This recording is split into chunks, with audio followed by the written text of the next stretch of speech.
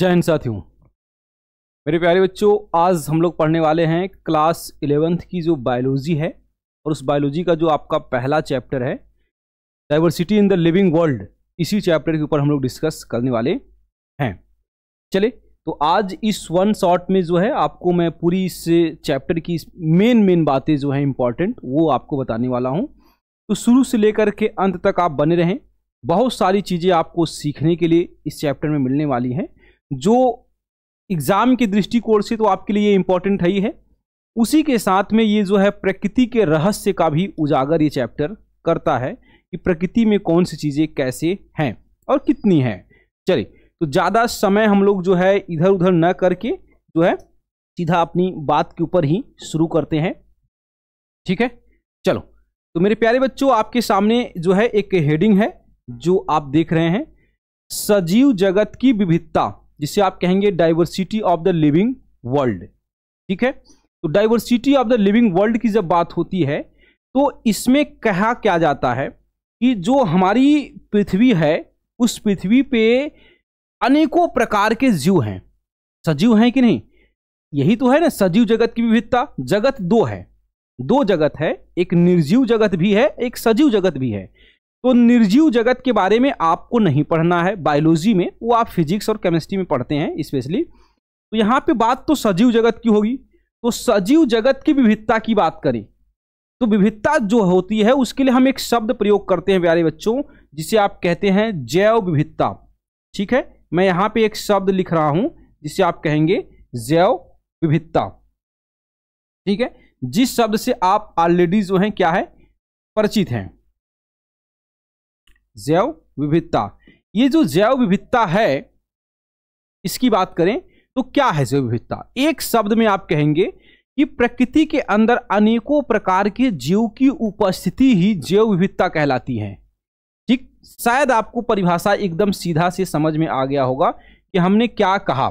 हमने एक बहुत छोटा सा परिभाषा दिया जैव विविधता का कि प्रकृति के अंदर अनेक प्रकार के जीव की उपस्थिति ही जैव विविधता कहलाती है।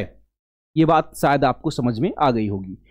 अब अगर हम बात करें कि कितना जीव इस पृथ्वी पर है, तो एक चीज मैं यहां पे आपसे थोड़ा सा ऐड करूंगा। कुछ बातें मैं यहां पे फटाफट आपको ऐड करते हुए चलेंगे। हमारी एनसीईआरटी कहती है कि हमारे पृथ्वी पर जो है जीवों की संख्या जो है कितनी है बेटा, 17 से लेकर के 18 लाख है।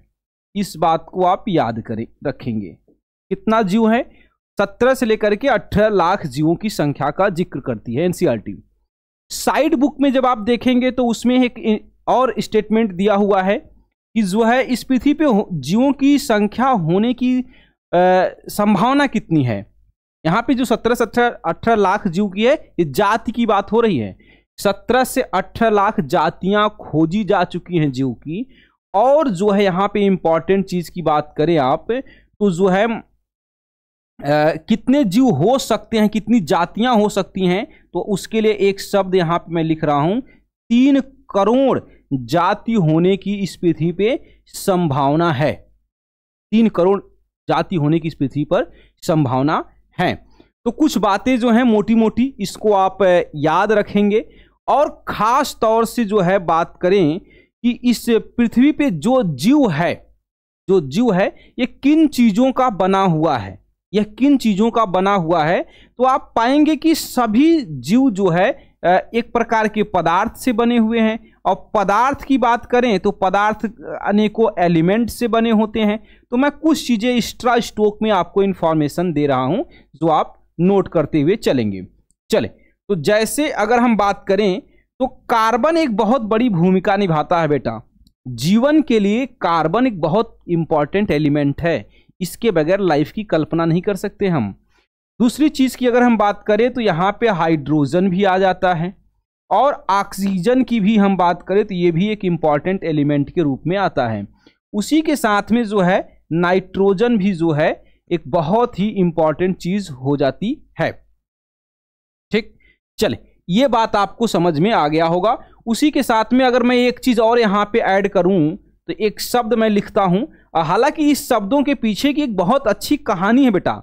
इन शब्दों के पीछे की एक बहुत बेहतरीन कहानी है। उन कहानियों को हम लोग वन शॉट में नहीं समझ सकते हैं। वन शॉट में हम सिर्फ इंफॉर्मेशन आपको दे रहे हैं, फटाफट आप नोट करते हुए चलेंगे। अब देखें, एक शब्द होता है जिसे आप कहते हैं जीवद्रव्य, इसको हम लोग कहेंगे प्रोटोप्लाज्म। प्रोटोप्लाज्म, ठीक।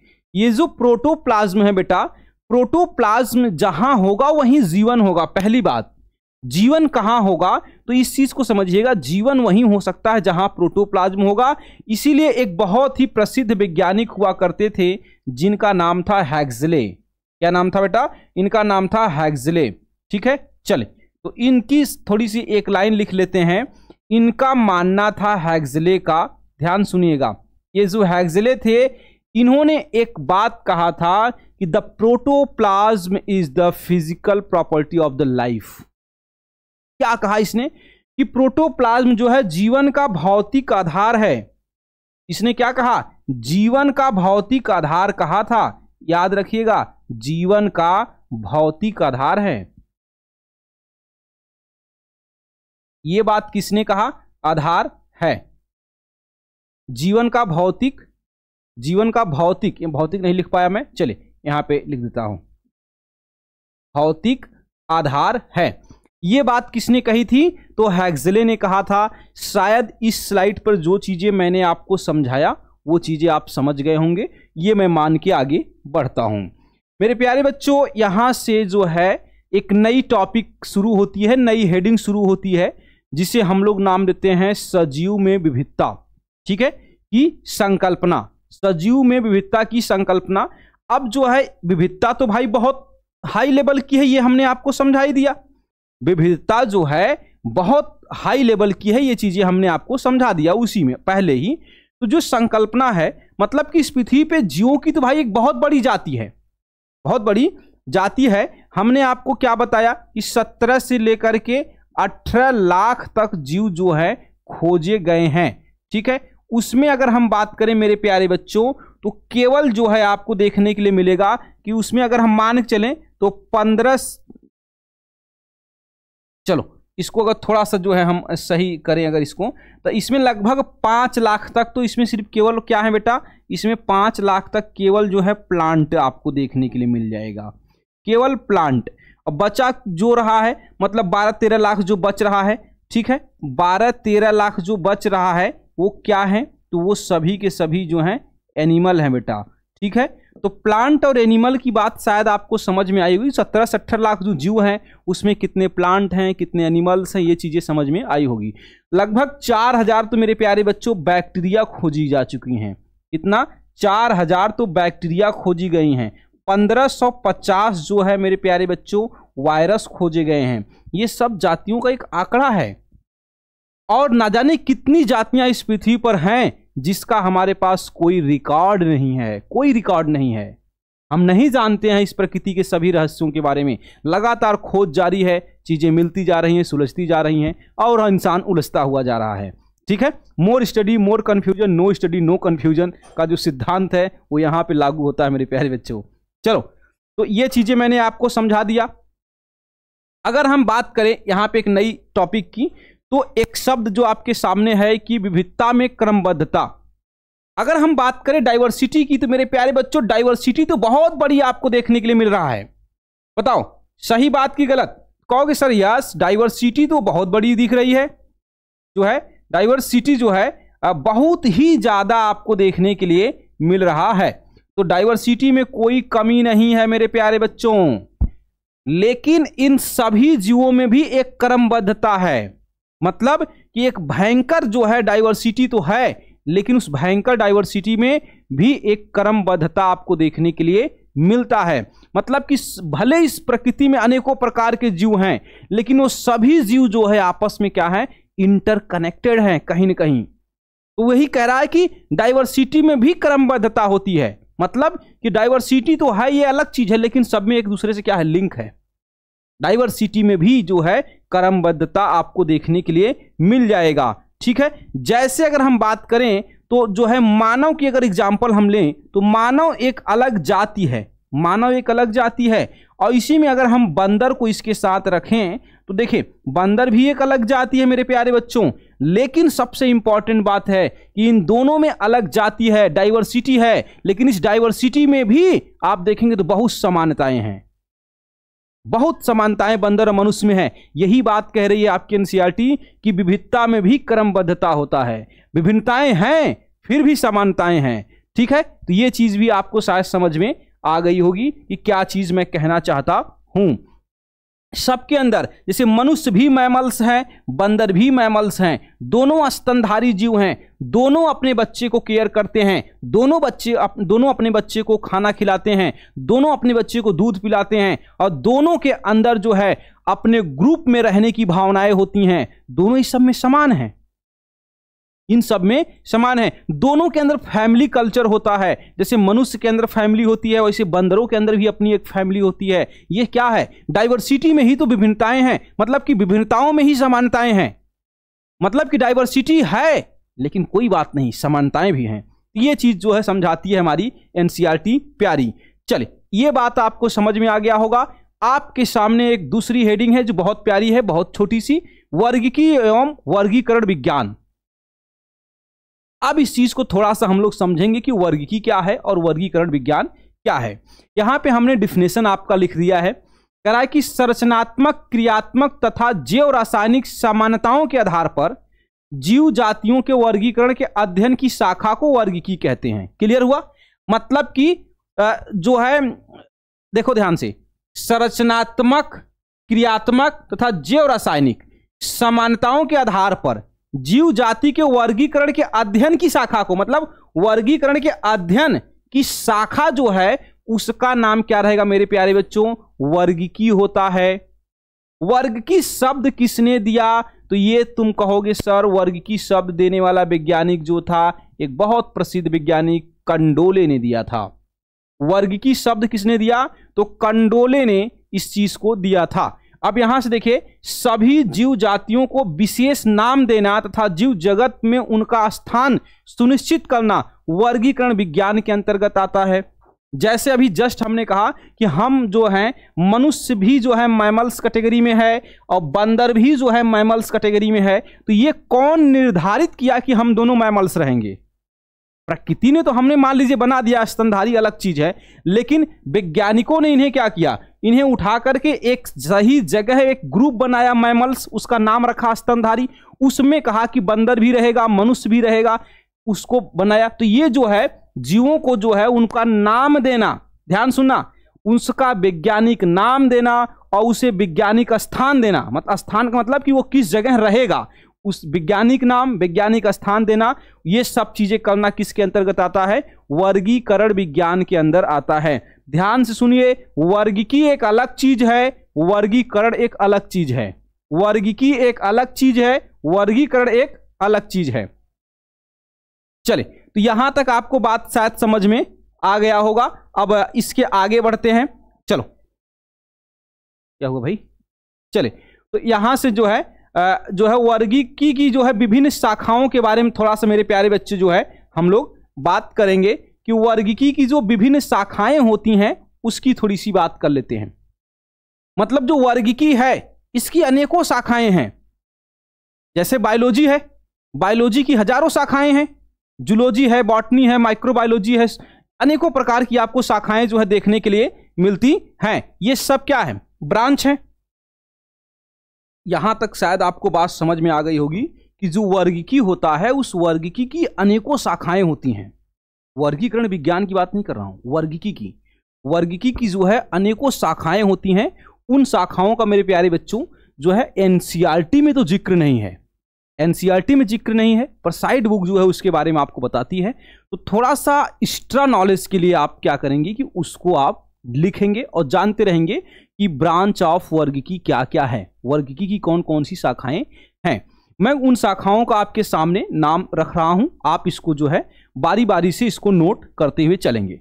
जैसे पारस्परिक वर्गीकी होता है, दूसरा आपके पास है कृत्रिम वर्गीकी, तीसरा आपके पास है प्राकृतिक वर्गीकी, चौथा आपके पास है जाति वृत्ति या क्लेडिस्टिक वर्गीकी, इसके बाद है रसायन वर्गीकी, फिर इसके बाद संख्यात्मक वर्गीकी, कोशिकीय वर्गीकी और फिर जो है केंद्रकीय वर्गीकी और फिर जो है आपका जो आता है आकारकीय, वर्गीकीय। ठीक है, ये चीजें आती हैं। तो ये सभी जो है मेरे प्यारे बच्चों क्या हैं, वर्गीकी की विभिन्न शाखाएं हैं। वर्गीकी की क्या है, विभिन्न शाखाएं हैं। तो यहां तक तो शायद आपको बात समझ में आ जाता है। अब मैं एक स्टेटमेंट और आपको थोड़ा सा समझाऊंगा इस हेडिंग में। देखिए यहां पे जो है, ये मैंने रेड पट्टी ली है। रेड पट्टी का मतलब है बेटा ये नोट पॉइंट है। ठीक है, मैंने एक नया कोड जनरेट किया है, इसका मतलब होगा कि नोट पॉइंट है। ठीक, नव वर्गीकी विज्ञान या जैव वर्गीकी विज्ञान, ये क्या चीज है तो थोड़ा सा देखेंगे। इसके बारे में कुछ आपको याद नहीं रखना है, बस एक स्टेटमेंट याद रखना कि इसका जूलियन हैक्सले एक साइंटिस्ट था। क्या नाम था, जूलियन हैक्सले करके एक साइंटिस्ट था। ठीक, अब इसी साइंटिस्ट ने क्या किया था मेरे प्यारे बच्चों, इस नव वर्ग की विज्ञान की स्थापना कर दी थी। हमने क्या कहा, इस नव वर्ग की विज्ञान की स्थापना करने वाला वैज्ञानिक कौन है, जूलियन हैक्सले। बस ये स्टेटमेंट याद रखना। बस जो है नव वर्ग की विज्ञान की स्थापना किसने किया, तो आप एक लाइन में कहेंगे सर जी जो है जूलियन हैक्सले ने इसकी स्थापना कर दी थी। क्या है, कैसे है, ये जो है आपकी एनसीईआरटी में दिया ही नहीं है, इसलिए इसको स्किप किया जाएगा। बस इतना इंफॉर्मेशन लेकर के आगे बढ़ेंगे हम लोग। चले अब जो है बात जो एनसीईआरटी करती है उसकी थोड़ा सा करते हैं। वर्गीकी के आधारभूत कार्य क्या हो सकते हैं, वर्गीकी के आधारभूत कार्य। तो अब इस चीज को थोड़ा सा समझेंगे कि सपोज करिए कि आपको कोई जीव मिल गया। सपोज करो कि आपको कोई एक जीव मिल गया है और उस जीव को आपने क्या किया कि देखा, और मान लीजिए कि वो इस पूरे पृथ्वी पर किसी ने उसको नहीं देखा है, आप ही उसकी डिस्कवरी कर रहे हैं। आपने उसको देखा, तो अब मानिए कि आप साइंटिस्ट हैं, आपने देखा और आप साइंटिस्ट हैं। अब आपको उसको करना है क्लासिफिकेशन, उसको एक वैज्ञानिक ढंग से उसको एक वैज्ञानिक स्थान देना है और उसका नामकरण भी करना है। तो क्या हो सकती है कार्य, आधारभूत कार्य। यहां पे उस हेडिंग का वर्गीकी के आधारभूत कार्य का अर्थ ही यही है कि अगर आपने किसी चीज को देखा तो कैसे आप उसका वर्गीकरण करोगे, कैसे वर्गीकरण होगा। तो उस वर्गीकरण को समझते हैं हम लोग थोड़ा सा। मेरे प्यारे बच्चों, वर्गीकरण करने का जो तरीका होगा ध्यान दीजिएगा। पहले तो आपको काम करना होगा कि उस जीव को आप क्या करेंगे, पहचानेंगे। क्या करेंगे, आप उस जीव को पहले क्या करेंगे, पहचानेंगे। जब आप उसको पहचान लेंगे तो कहेंगे चलो ठीक है ये है, अब इसका ये नाम रहेगा। तो उसके बाद आप क्या करते हैं, पहचान लेने के बाद आप उसका नामकरण करते हैं। जैसे इसको इस तरह से एग्जाम्पल समझिए, जब किसी लेडी को कोई बच्चा होता है, जब कोई माँ अपने बच्चे को जन्म देती है तो पहले बच्चे को देखते हैं कि पहले नाम ही रख देते हैं। पहले देखते हैं ना, देखेंगे, पहचानेंगे, काला है कि गोरा है कि नीला है कि पीला है। अगर काला है तो नाम कलुआ। हिंदुस्तान में ऐसे ही होता है, मतलब जैसा रंग रूप है वैसे ही नाम रखते हैं। हमारे बगल में एक चाची का लड़का है, वो बहुत ही गोरा है, बहुत ही गोरा, पूरा अंग्रेज टाइप का है, उसका नाम ही गोरख है। सोचो, इस आधार पर तो हमारा नाम क्या होना चाहिए, समझ रहे हो ना। ठीक है, तो हिंदुस्तान में भाई नाम ऐसे रखते हैं, पहले पहचानते हैं, फिर क्या करेंगे, नामकरण करते हैं। और जब उसका नामकरण हो जाता है तब हम करते हैं मेरे प्यारे बच्चों उसका वर्गीकरण। तब हम करेंगे उसको वैज्ञानिक ढंग से वो किस जगह सेट हो रहा है, उस जगह उसको हम क्या करते हैं, सेट करते हैं कि भाई किस ग्रुप का ये मेंबर हो सकता है। जिस ग्रुप का होगा उस ग्रुप में रख देंगे। बात समझ में आई। ये पूरा जो है प्रोसेस होता है। अब मैं भाई इन सभी चीज को थोड़ा सा एक्सप्लेन कर देता हूं। अब यहां पे देखिए आपके सामने एक शब्द है नामकरण, इसे आप नॉमेनक्लेचर के नाम से जानते हैं। नामकरण क्या है, इस चीज को थोड़ा सा समझिए गौर से कि नामकरण क्या है। सीधा सा मैं एक शब्द यहां पे लिख रहा हूं, नाम रखने की प्रक्रिया को क्या कहते हैं, नाम रखने की प्रक्रिया को नामकरण कहते हैं। रखने की प्रक्रिया को, चलिए मैं पूरा लिख दे रहा हूं, प्रक्रिया को क्या कहेंगे बेटा, प्रक्रिया को नामकरण कहते हैं। नाम किसी जीव का, ध्यान सुना, किसी जीव का नाम रखने की जो क्रिया है या जो प्रक्रिया है उसी को हम क्या नाम देते हैं, नामकरण नाम देते हैं कि भाई इनका नामकरण हो गया। जब नामकरण होगा। अच्छा, इस नामकरण के बारे में कौन आदमी जो है सही से समझाया था, तो इस चीज को थोड़ा सा हाईलाइट मैं करूंगा। नामकरण पे सबसे अधिक जोर देने वाला वैज्ञानिक कौन था, तो उसका नाम था कैरोलस लिनियस। ठीक है, ये साइंटिस्ट है लिनियस। इसी ने क्या किया था बेटा, इसी ने जो है नामकरण के ऊपर काफी ज्यादा जोर दिया कि भाई नाम होना चाहिए जीवों का। और कैसा नाम होना चाहिए, तो वैज्ञानिक नाम होना चाहिए, साधारण नाम की बात नहीं कर रहा हूं। जो नामकरण होता है ये 2 प्रकार का होता है, इसको आप याद रखेंगे। ये कितने प्रकार का होता है, 2 प्रकार का होता है। एक होता है साधारण नाम, दूसरा होता है वैज्ञानिक नाम। तो अब थोड़ा सा समझेंगे कि साधारण नाम क्या है और थोड़ा समझेंगे वैज्ञानिक नाम क्या होता है। चले, यहां पे आपके सामने है साधारण नाम। साधारण नाम मेरे प्यारे बच्चों स्थान पर निर्भर करता है।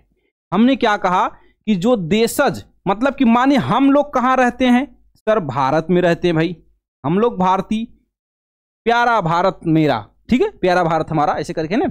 तो जो है भारत में हम लोग रहते हैं। भारत में ऑलरेडी कई भाषाएं हैं, क्या है, कई भाषा है। अब इसमें एक समस्या है, जैसे अब मान के चलते हैं कि हमारे यहाँ कई भाषा है, मान के क्या चले रियल में है, तो हम तो हिंदी भाषा के क्षेत्र से आते हैं, हमारी भाषा हिंदी है, थोड़ा बहुत अंग्रेजी भी आता है, काम चलाऊं, ठीक। तो ये जो है भारत में है, तो भारत में हम आम को क्या कहेंगे, आम को हम आम कहेंगे, मान के हम हिंदी बोलते हैं, आम कहेंगे। अब अगर कोई दूसरी भाषा में चले जाएं, केरला में चले गए, अगर हम केरला के राज्य में चले जाएं, केरला राज्य में, वहां आम को कुछ और कहते होंगे, मुझे नहीं पता है क्या कहते हैं, लेकिन कुछ तो कहते होंगे, कुछ कहेंगे। अगर जो है हम चले जाएं इंग्लैंड, कहां चले जाएं, हम चले गए भैया इंग्लैंड, चलो बाप के पैसा आप चले गए घूमने, कहां, इंग्लैंड। और वहां जब घूम के गए तो वहां देखे कि हमने कहा कि आम दे दो, आम दे दो, आम दे दो, ठीक है। तो उसने कहा व्हाट इज आम। तब हमको डिक्शनरी में सर्च करना पड़ा कि आम को अंग्रेजी में क्या कहते हैं, तो पता चला कि सर जी मैंगो कहते हैं। ये जो मैंगो है, ये मैंगो क्या हो गया, उस देश की अपनी भाषा का नाम हो गया। मतलब कि साधारण नाम स्थान पे निर्भर कर रहा है, स्थान की स्थानीय बोली भाषा पे निर्भर कर रहा है। कि जैसे हम हिंदी बोलते हैं तो हमारे लिए आम है, वो लोग अंग्रेजी बोलते हैं तो उनके लिए मैंगो हो गया।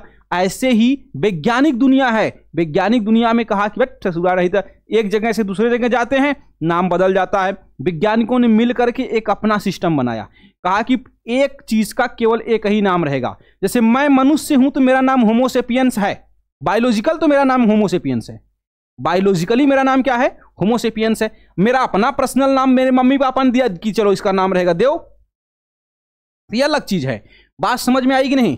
तो यहां तक आपको बात समझ में आ गई। साधारण नाम किस चीज पे निर्भर करता है मेरे प्यारे बच्चों, ये प्लेस के ऊपर निर्भर करता है। इसके ऊपर निर्भर करेगा, ये जो है प्लेस के ऊपर निर्भर करता है। स्थान बदलने पे साधारण नाम बदल जाएगा, सुनना ध्यान से, स्थान बदलने पे साधारण नाम बदल जाता है। ये बात तो क्लियर। चलो अब थोड़ा सा वैज्ञानिक नाम की हम लोग कर लेते हैं बात। वैज्ञानिक नाम जो है दरअसल किसके द्वारा दिया जाएगा, तो वैज्ञानिक के द्वारा दिया जाता है। वैज्ञानिक नाम जो है वैज्ञानिक ही रखते हैं, आप नहीं रख सकते हैं कि आप उठें नहाए धोएं और पंडित जी को बुलाएं और पंडित जी ने 4-5 मंत्र मारा उल्टा सीधा और उसी में रख दिया चलो इसका नाम आज से रहेगा जिंग जोंग जिंग। ऐसा नहीं होता है। वैज्ञानिक नाम लिखने का एक नियम होता है और उस नियम को जो है वैज्ञानिक ही अच्छे से जानते समझते हैं, तो वही लोग इसका सामान्य तौर पे नाम रखते हैं। वैज्ञानिक नाम कौन रखेगा, वैज्ञानिक रखेंगे। वैज्ञानिक नाम रखने के बारे में किसने जोर दिया था मेरे प्यारे बच्चों, तो कैरोलस लिनियस ने दिया था। यह बात मैं अभी जस्ट आगे समझाया। वैज्ञानिक नाम लिखने की पद्धति कौन समझाया, कैरोलस लिनियस ने। किसने दुनिया को कहा कि हर जीव का वैज्ञानिक नाम होना चाहिए, कैरोलस लिनियस ने कहा। चलो लेकिन वैज्ञानिक नाम में एक ससुरा समस्या आ गया। वो समस्या क्या आ गया कि वैज्ञानिक नाम कितने शब्दों का लिखा जाए, कितने शब्दों का लिखा जाए। तो उसमें जो है 3-4 चीजें सामने आई। कुछ लोगों ने कहा कि भाई 2 शब्द बहुत है, ठीक है। जैसे हम लोगों का नाम होता है ना, चले माने किसी का नाम है सनी, क्या नाम है, सनी, और उस सनी के आगे हम चलिए यादव लिख देते हैं, सनी यादव। तो इसका नाम कितने का हो गया बेटा, 2 शब्दों का हो गया। ये किसी नाम से लेना देना नहीं, बस हमने एग्जाम्पल यूज किया है। सनी यादव, तो ये सनी यादव क्या हो गया, 2 शब्दों का। तो ये ऐसे ही वैज्ञानिकों ने क्या किया कि हर जीव का नाम कितने शब्दों का होगा, 2 शब्दों का होगा, ऐसा कंसेप्ट दे दिया। तो ये हो गया कि चलो 2 शब्दों का नाम रहेगा। तो 2 शब्दों के नाम के बारे में भी किसने बताया, तो कहोगे सर कार्लस लिनियस ने बताया। वैज्ञानिक नाम लिखने के बारे में किसने बताया, तो कार्लस लिनियस ने बताया। ये चीजें पूरी समझा के आदमी गया। किस किताब में बताया, ये सवाल पूछेगा आपसे। तो एक किताब थी बाबू, इसका नाम था सिस्टेमा, सिस्टेमा, सिस्टेमा नेचुरी, ठीक है, सिस्टेमा नेचुरी नामक पुस्तक थी। इस सिस्टेमा नेचुरी पुस्तक में ही इसने इसके बारे में समझाया था कि भाई वैज्ञानिक नाम कैसे लिखना है, वैज्ञानिक नाम कैसे लिखना है। यह बात किस में समझाई गई, सिस्टेमा नेचुरी में समझाई गई, इसकी पुस्तक का नाम है। चलो यह बात आपको क्लियर हो गया। जैसे आपको मैं बता दूं, जैसे मनुष्य को आप देखें एक चीज में, तो मानव का एक अपना वैज्ञानिक नाम है मेरे प्यारे बच्चों, मानव का अपना वैज्ञानिक नाम है होमो सेपियंस, ठीक है। जैसे मानव हो गया, आम का एक अपना वैज्ञानिक नाम है मेरे प्यारे बच्चों, इस जैसे मैंजीफेरा इंडिका, ये इसका अपना नाम हो गया, ठीक है। तो इसी तरह हर जीवों का क्या है, अपना नाम है। भैंस का अपना नाम है, ठीक है, सबका एक अपना क्या है, नाम है बाबू। भैंस को हम लोग कहेंगे क्या चीज जो है, बोस बोबैलिस, ठीक है, तो बोस बोबैलिस के नाम से जानते हैं। तो हर जीव का एक नाम अपना है, ठीक है। तो इस तरह से जो है, जैसे सरसों का देख लो, सरसों का भी एक अपना वैज्ञानिक नाम है, ब्रेसिका कंप्रेस्टस, ठीक है, ये हो गया। जो है मटर का एक अपना नाम है बाबू, तो इसको हम लोग का नाम देते हैं पाइसम सटाइवम नाम देते हैं। तो ये हर नाम देख रहे हो कितने शब्दों में आ रहा है, 2 शब्दों में आ रहा है। कितने शब्दों में आ रहा है, 2 शब्दों में आ रहा है। तो वैज्ञानिक नाम कितने शब्दों का लिखा जाएगा, 2 शब्दों का लिखा जाएगा। इसमें एक बड़ी इंपॉर्टेंट बात समझाई गई, वो बात किसको समझाई गई मेरे प्यारे बच्चों की, जो 2 शब्द होगा उसमें एक शब्द आगे होगा एक शब्द पीछे होगा, जाहिर सी बात है। तो जो पीछे वाला शब्द होगा ये किस चीज को दर्शाएगा, जाति को। चले यहां पे देखिए सनी यादव, तो यादव क्या है मेरे प्यारे बच्चों, जाति है। यादव क्या है, जाति है। तो जाति कहां लिखते हैं, पीछे लिखते हैं, याद रखना जाति कहां लिखेंगे, पीछे, और सनी आगे लिख दिए हैं। तो ऐसा नहीं कि यादव सनी ऐसे नाम तो नहीं लिखेंगे, यादव सनी ऐसे नहीं लिखेंगे, सनी यादव ऐसे लिखेंगे। तो ये चीजें आपको समझ में आई होगी। ऐसे ही जब वैज्ञानिक नाम लिखा जाता है तो जाति हम क्या लिखेंगे, पीछे, वंश कहां लिखेंगे, आगे। तो ये क्या दर्शा रहा है बच्चा, ये दर्शा रहा है वंश को। चले ये बात शायद आपको क्लियर हो गई होगी। चलो तो ये चीजें हमने समझा दिया, लेकिन जो है फिर हो गया कुछ घपला। जो है द्विनाम पद्धति हमने समझा दिया, जो है यही द्विनाम पद्धति, मतलब कि जीवों का वैज्ञानिक नाम लिखेंगे कितने शब्दों में, 2 शब्दों में। तो द्विनाम पद्धति में क्या होता है कि वैज्ञानिक नाम तो लिखा जाएगा कितने शब्दों में बाबू, शब्दों में लिखा जाएगा भाई, 2 शब्दों में। क्लियर, हमने इतना एग्जाम्पल आपको बताया। चलो लेकिन समस्या जानते हो कहां आ गया, कुछ जीव जो है एक ही जैसा था, सेम था, लेकिन भौगोलिक स्थान के परिवर्तन की वजह से, भौगोलिक स्थान के परिवर्तन की वजह से उसमें थोड़ा बहुत बदलाव आ गया। जैसे भारत में कौवा काला होता है, ठीक है, भारत में कौवा जो है काला होता है, और दूसरा वर्मा एक देश है वहां पे कौवा सफेद होता है। अब समस्या आ गया कि है तो दोनों कौवा, लेकिन दोनों का वैज्ञानिक नाम कैसे रखा जाए। अगर एक ही नाम रखेंगे तो उजरका और करिवा में भेद कैसे होगा। तब भौगोलिक स्थान के वितरण की वजह से जीव के अंदर थोड़ा बहुत आ गया बदलाव। तो वैज्ञानिकों ने कहा कोई बात नहीं, उसके लिए हम लोग प्रयोग करेंगे त्रिनाम पद्धति। क्या प्रयोग करेंगे, त्रिनाम पद्धति प्रयोग करेंगे। और त्रिनाम पद्धति में मेरे प्यारे बच्चों, जैसे एग्जाम्पल देखो तुम्हारे सामने है, जो भारत में कौवा पाया जाता है उसका नाम क्या है, कोवर्स स्प्लेंडेंस स्प्लेंडेंस।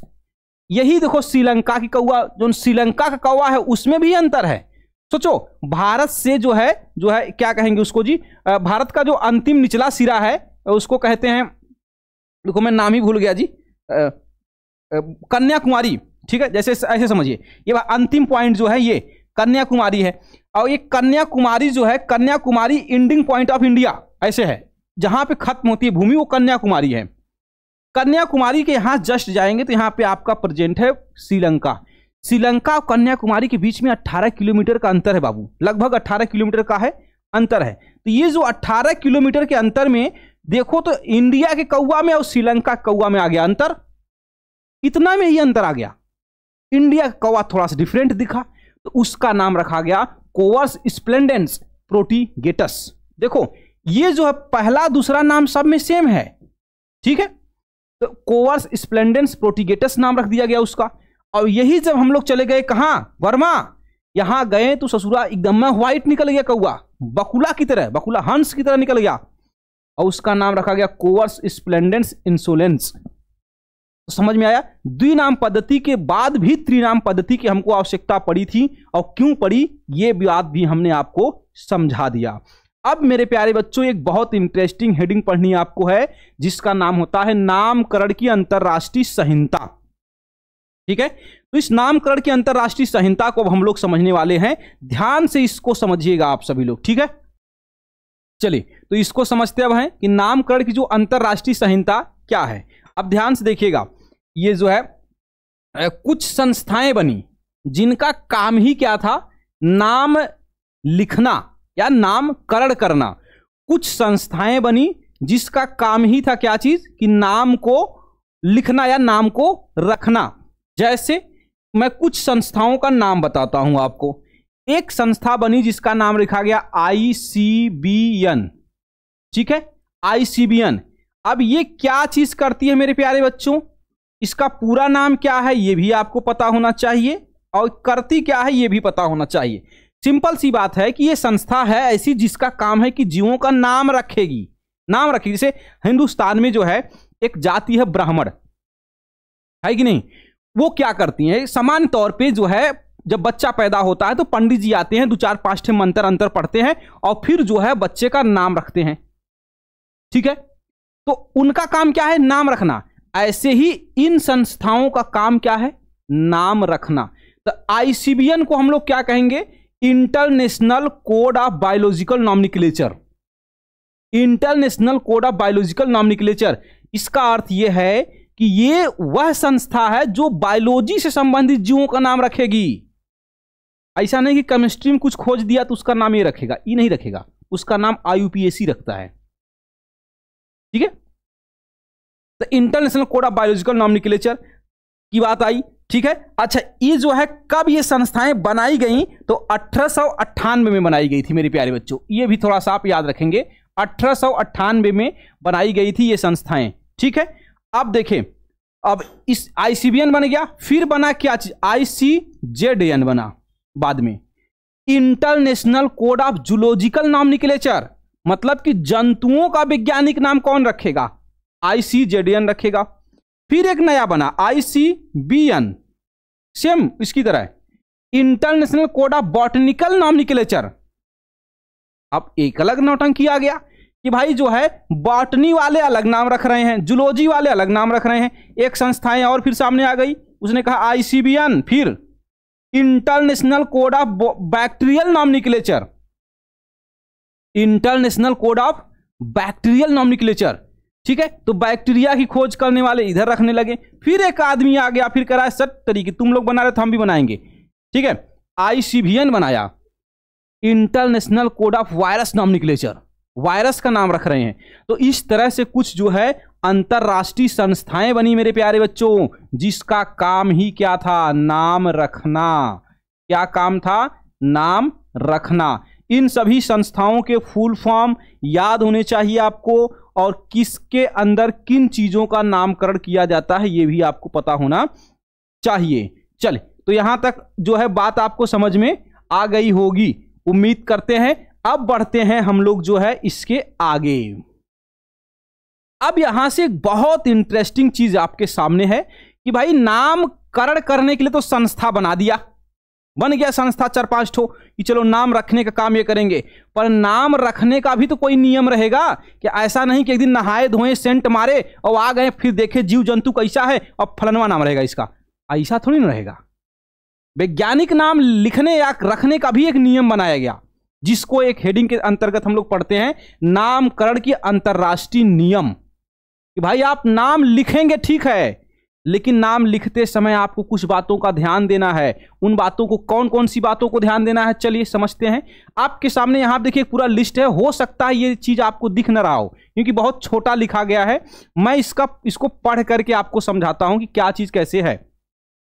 चलिए, तो इसमें पहला नंबर 1 अगर आप देखें तो एक चीज यहां पे है, लंबा व कठिन नामकरण न हो। पहली चीज क्या है कि आप वैज्ञानिक नाम तो लिखेंगे, चलिए, लेकिन इस बात का ध्यान रहे कि वह नाम बहुत कठिन न हो। जबकि आपको पता है कि वैज्ञानिक नाम ससुरा अपने आप में खुद डेंजरस होता है, ठीक है, वैज्ञानिक नाम खतरनाक होता है। फिर भी उसमें लिखा गया नियम में कि नामकरण लिखिए, करिए, लेकिन वो लंबा नहीं होना चाहिए, कठिन नहीं होना चाहिए, पहली बात। दूसरी बात उसने क्या कहा कि जब आप नाम लिखेंगे तो आप 2 शब्दों में ही नाम लिखेंगे। अब पहला शब्द वंश को दर्शाएगा, दूसरा शब्द जाति को दर्शाना चाहिए। मतलब कि वंश आप पहले लिखेंगे और जाति आप बाद में लिखेंगे, ये बात कही गई। तीसरी चीज फिर सामने आई कि आप लिखिए, कोई दिक्कत नहीं है, आप लिखिए वैज्ञानिक नाम, लेकिन कहां से शब्दों का चयन करेंगे, किस भाषा का शब्द लेंगे, तो लैटिन की भाषा को लिया जाएगा। लैटिन की भाषा क्यों लेंगे, ये अलग डिबेट है, अलग कभी समझेंगे, जो है वन शॉट में नहीं समझेंगे। चलो, तो ये बात आपको समझ में आ गया। वंश का नाम पहले तथा जाति का नाम बाद में लिखते हैं, ये चीजें हमने समझा दिया। अब दूसरी चीजें, अगर कोई व्यक्ति जो है जब वैज्ञानिक नाम लिखेगा तो कैसे लिखेगा, देखो, जीवों के वैज्ञानिक नाम को सदैव तिरछे अक्षरों में लिखा जाना चाहिए। आप देखे होंगे ना, तिरछा करके लिखते हैं, इटैलिक फॉर्म में लिखते हैं, यहां पे इटैलिक फॉर्म में लिखे जाते हैं। अगर कोई व्यक्ति हाथ से लिख रहा है, ध्यान सुनना, जैसे मानिए हम हाथ से लिख रहे हैं, मशीन से नहीं लिख रहे हैं, तो हमको जो है लिखने के बाद उसके नीचे अंडरलाइन करना होगा ऐसे, ठीक है। अंडरलाइन ऐसे नहीं करना, कोई एक बड़ा अंडरलाइन ही ऐसे नहीं, दोनों शब्द का आधा आधा अंडरलाइन करेंगे, मतलब जहां तक वो है वहां तक करेंगे, बीच में खुला रहेगा, ठीक है, ऐसे अंडरलाइन करना है। अंग्रेजी में वंश के नाम का पहला अक्षर जो है कैपिटल लेटर लिखा जाएगा। अगर मान लीजिए कि आप वैज्ञानिक नाम लिख रहे हैं, अब वैज्ञानिक नाम लिखते हैं तो उसका जो वंश होगा, वंश का पहला अक्षर जवन होगा वो कैपिटल लेटर में होगा, और जाति के नाम का पहला अक्षर जो है स्मॉल लेटर होगा। जैसे आप जब होमो लिखेंगे तो आप होमो ऐसे लिखेंगे, ठीक है। सेपियंस लिखेंगे तो आप यस छोटका लिखेंगे, ऐसा नहीं कि होमो भी बड़ा कर लिख दिए ऐसे और सेपियंस भी ऐसे लिखने लगे, तो ये गलत तरीका हो जाएगा मेरे प्यारे बच्चों। तो वंश का नाम जो है कैपिटल लेटर से स्टार्ट होगा, जाति का नाम जो है स्मॉल लेटर से स्टार्ट होता है इंग्लिश में। चलो, तो इसी तरह देखिए यहां पे हमने पूरा जो है चीजें लिख रखी है, काम भर की चीजें हमने आपको बताया है।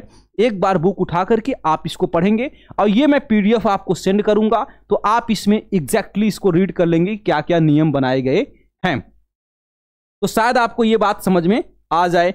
अब यहां से जो है 1 2 3 चीजें मैं और आपको थोड़ा सा समझाने की कोशिश करूंगा। जैसे जाति की संकल्पना के बारे में जो है डिस्कस करनी है आपके। चलो, तो मैं यहां से जो है आपको थोड़ा सा एक हेडिंग समझाता हूं। चले, कहां गया जी, जाति की संकल्पना, ये ठीक है। तो अब यहां से जो है, ये तो हमने समझा दिया, अनेकों चीज के बारे में बता दिया। अब यहां से एक बहुत इंटरेस्टिंग चीज समझनी आपको यह है कि जाति की जो संकल्पना है, संकल्पना, तो जाति के बारे में, जाति शब्द, पहले चलो एक शब्द तुमको बताते हैं, जाति शब्द का प्रयोग किसने किया, जाति को परिभाषित किसने किया,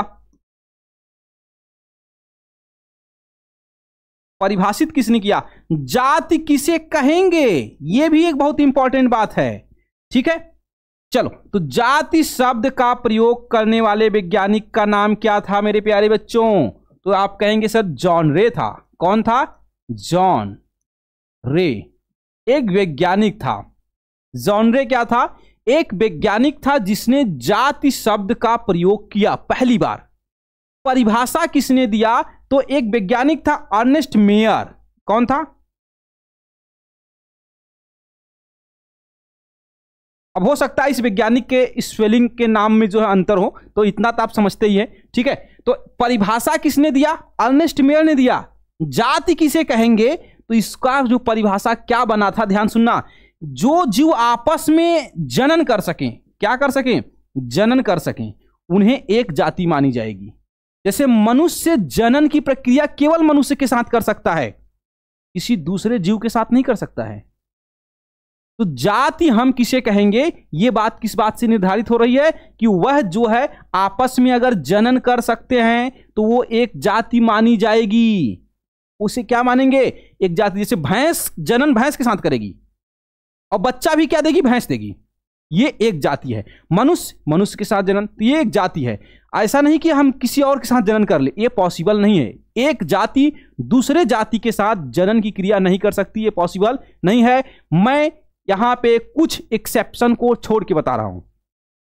खच्चर और जो घोड़ा और गधी के क्रॉस से खच्चर बनता है, वो यहां पे बात अलग है बेटा। मैं एक्सेप्शन की बात नहीं कर रहा हूं, ठीक है। जब हम डीप स्टडी करते हैं तो वहां पे एक्सेप्शन भी चीजें सामने आती हैं, वो अलग चीजें हैं, नॉर्मली बात की जा रही है। तो ये चीजें शायद आपको समझ में आ गई, ठीक है। तो ये चीजें कैसे कैसे आई, ये हमने आपको सब आपस में समझा दिया। अब यहां पे एक चीजें आपको समझना होगा कि जब वर्गीकरण किया गया, वर्गक जब बनाए गए, तो जीवों को जो है मेरे प्यारे बच्चों जो है बांटा गया। जैसे वर्गीकी की पदानुक्रम, वर्गीकी जब किया गया, संसार के सभी जीवों को जब बांटा जा रहा था तो किस सीक्वेंस में बांटा जाएगा? तो उन्हें बांटा गया था इसी सीक्वेंस में। बनाया गया पहले 2 जगत, वैसे जगत बना, ठीक है। जैसे जगत कितने हैं बेटा? तो जगत की संख्या आप कहेंगे सर 5 है कि नहीं? जगत की संख्या कितनी है? 5 है, जो अभी कुछ समय बाद हम लोग इसके ऊपर डिस्कस करेंगे कि जगत की संख्या कितनी है, 5 है। नंबर 1 पर आता है जगत, दूसरे पे आता है संघ, वर्ग, कुल, वंश, जाति, kingdom, phylum, class, family, genus, species. जो है वर्गीकरण की सबसे बड़ी इकाई क्या है? तो आप कहेंगे सर जगत है। क्या कहेंगे? ये सबसे क्या है मेरे प्यारे बच्चों? बड़ी इकाई है। चलो अब यहां पे तुमको समझा रहा हूं, सबसे बड़ी इकाई, वर्गीकरण की सबसे बड़ी इकाई क्या है? तो कहोगे सर जगत होता है। वर्गीकरण की सबसे बड़ी इकाई क्या है? जगत है। और वर्गीकरण की सबसे छोटी इकाई क्या है मेरे प्यारे बच्चों? तो जाति है। क्या है? जाति है। जाति वर्गीकरण की सबसे छोटी इकाई है, वर्गीकरण की सबसे बड़ी इकाई जगत है। क्लियर? चलो अब जो है मेरे कहने पे मेरे प्यारे बच्चों, एक बार आप इन सभी संघ के बारे में, मतलब देखिए जगत, संघ, वर्ग, कुल, वंश, जाति के बारे में थोड़ा सा जो है अध्ययन कर लेंगे, जानते रहेंगे क्या चीज कैसे है। इसके बारे में थोड़ा सा आप जो है जरूर से जरूर जो है आप इस चीज को देखेंगे, ठीक है। अब जो है मेरे प्यारे बच्चों, यहां तक तो हमने जो है डिस्कस कर लिया। अब जो है हम लोगों को डिस्कस करना है कि जो है संसार में सभी जीवों को जो है वर्गीकरण की आवश्यकता क्यों पड़ी। अगर हम बात करें यहां पे कि जो है वर्गीकरण कर रहे हैं, इतना ग्रुप बना रहे हैं, उन सभी ग्रुप में जीवों को रखे जा रहे हैं, सवाल आता है कि यार वर्गीकरण क्यों कर रहे हैं? क्या जरूरत पड़ गई कि हमको वर्गीकरण करना पड़ रहा है? क्यों कार्लस लिनियस ने वर्गीकरण को बहुत जोर दिया? क्यों अरस्तु ने वर्गीकरण किया? क्यों चरक ने वर्गीकरण किया? क्यों आज भारत में सब वर्गों में बटे हुए हैं? क्या जरूरत थी? इसके ऊपर नजर डालना बहुत जरूरी है। तो वर्गीकरण की क्या जरूरत है, इसके ऊपर हम लोग अब नजर डालेंगे। चले तो इसको समझाते हैं आपको। अब हम लोग समझेंगे कि वर्गीकरण की क्यों पड़ गई आवश्यकता। चले तो इस चीज को ध्यान से हम समझेंगे कि क्या पड़ी आवश्यकता कि हमको भाई वर्गीकरण करना ही पड़ा संसार के सभी जीवों का। कभी एक चीज सोचे हो, भारत में इतनी जाति है, क्यों जरूरत पड़ी कि लोगों को जाति में बांट दिया जाए? क्यों? कमेंट करके बताइएगा। इसका एक वैज्ञानिक रीजन भी है, सामाजिक रीजन वो अलग चीज है कि कुछ लोग अलग चीजें बताएंगे, लेकिन इसका एक वैज्ञानिक रीजन भी है। और मैं साइंस पढ़ा रहा हूं तो मैं वैज्ञानिक रीजन पूछ रहा हूं, वो तुम बताओगे। चलो मेरे प्यारे बच्चों, सबसे नंबर 1 की अगर हम बात करें कि वर्गीकरण की हमें क्यों आवश्यकता पड़ी थी, तो उसका जवाब आप देंगे कि सर जी संसार में इतने अनेक प्रकार के जीव हैं और इन जीवों का हम जो है अध्ययन नहीं कर पाएंगे, बारी बारी से करेंगे तो। अगर वर्गीकरण हम करेंगे तभी इन सभी जीवों का जो है हम सही से अध्ययन कर पाएंगे। तो अध्ययन की सुविधा के लिए हमने वर्गीकरण किया, नंबर 1। ठीक, चल इसको हम यहां पे नंबर जो है ए डाल देते हैं, जिससे आप जो है थोड़ा सा सही से इसको देखें। दूसरा जो है क्या होगा, तो आप यहां पे एक चीज और देखिए, फिर वर्गीकरण से हमको जीव विकास के क्रम का ज्ञान होता है। वर्गीकरण वह प्रक्रिया है जिससे हमें जीवों के जो है कौन सा जीव पहले जन्म हुआ किसका, उसके बाद किसका हुआ, उसके बाद किसका हुआ, ये पूरा सीक्वेंस समझ में आता है। किसकी सहायता से? वर्गीकरण की सहायता से। तो आप इसे कह देंगे क्या चीज, इसे कह देंगे नंबर 2। चले ये जो है बी हो जाएगा। चले ये चीजें आपको समझ में आ गई। दूसरा रीजन की बात करें अगर हम, तो अनुकूलन का ज्ञान। हर जीव जो है मेरे प्यारे बच्चों क्या होता है, अपने आप को अनुकूलित करता है। कौन जीव कब किस तरह एडॉप्ट हुआ, किस तरह उसने एडॉप्टेशन को अपनाया, इसका भी ज्ञान हमको कैसे होता है, वर्गीकरण से होता है। तो वर्गीकरण का ये नंबर जो आपका सी आपका सामने आ जाएगा। ठीक है, चले अनुकूलन का ज्ञान हो गया उसको, ये चीजें हम लोग जो है समझ लिए। ठीक, अब मेरे प्यारे बच्चों यहां पे एक चीज और समझने वाली बात है कि इसके बाद क्या हुआ। तो इससे बाद जो है आप यहां पे डी आप देख सकते हैं, ठीक है, जिसमें क्या कहेंगे कि नए पादपों की खोज, सिर्फ पादप न कहें बल्कि जंतु भी कहें आप, नए जीवों की खोज। जब हम लोग वर्गीकरण करते हैं तो वर्गीकरण करने से हमें यह पता चल जाता है कि इतना जीव खोजा जा चुका है। अब उसके अलावा जब कोई नई चीजें मिलती हैं तो हम कहते हैं कि नया जीव है। तो वर्गीकरण से हमें नए जीवों की खोज करने में आसानी होती है, एक रीजन ये भी है। अब जो है आपके सामने एक बहुत ही इंटरेस्टिंग टॉपिक है जिसे आप कहेंगे कि सर वर्गीकरण का इतिहास क्या है। कौन था इस पृथ्वी पे जो सबसे पहले वर्गीकरण किया, कौन? तो बहुत सारे बच्चे कहेंगे सर जी कैरोलस लिनियस ने सबसे पहले वर्गीकरण किया था। आप सब में से अधिकतम बच्चों का जवाब ही होगा कैरोलस, जो है कैरोलस लिनियस ने सबसे पहले जो है वर्गीकरण किया था। यह आपका जवाब हो सकता है।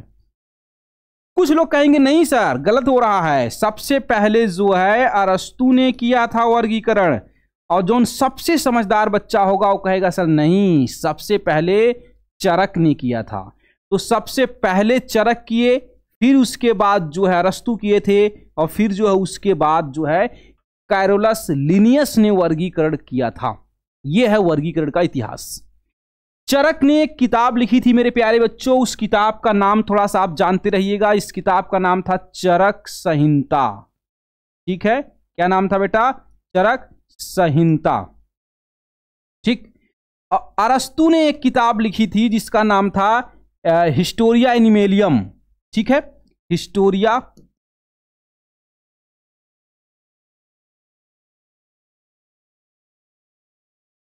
एनिमेलियम। ठीक है, कैरोलस लिनियस ने भी एक किताब लिखी थी मेरे प्यारे बच्चों, सिस्टेमा नेचुरी। क्या नाम लिखा था इसने? सिस्टेमा नेचुरी नामक पुस्तक इसने लिखी थी। ठीक है, अब इसमें सबसे इंपॉर्टेंट है किसको किस नाम से जानते हैं। तो यहां पे एक चीज समझने योग्य बात यह है कि जो है ध्यान देखिएगा, ये जो अरस्तु है, अरस्तु को हम लोग फादर ऑफ क्लासिफिकेशन के नाम से जानते हैं। इस नाम से जानते हैं फादर ऑफ जो है क्लासिफिकेशन। चलिए इसको हम लोग वर्गीकरण का पिता कहते हैं। लेकिन जो कैरोलस लिनियस है इसको हम लोग कहते हैं मॉडर्न फादर ऑफ क्लासिफिकेशन।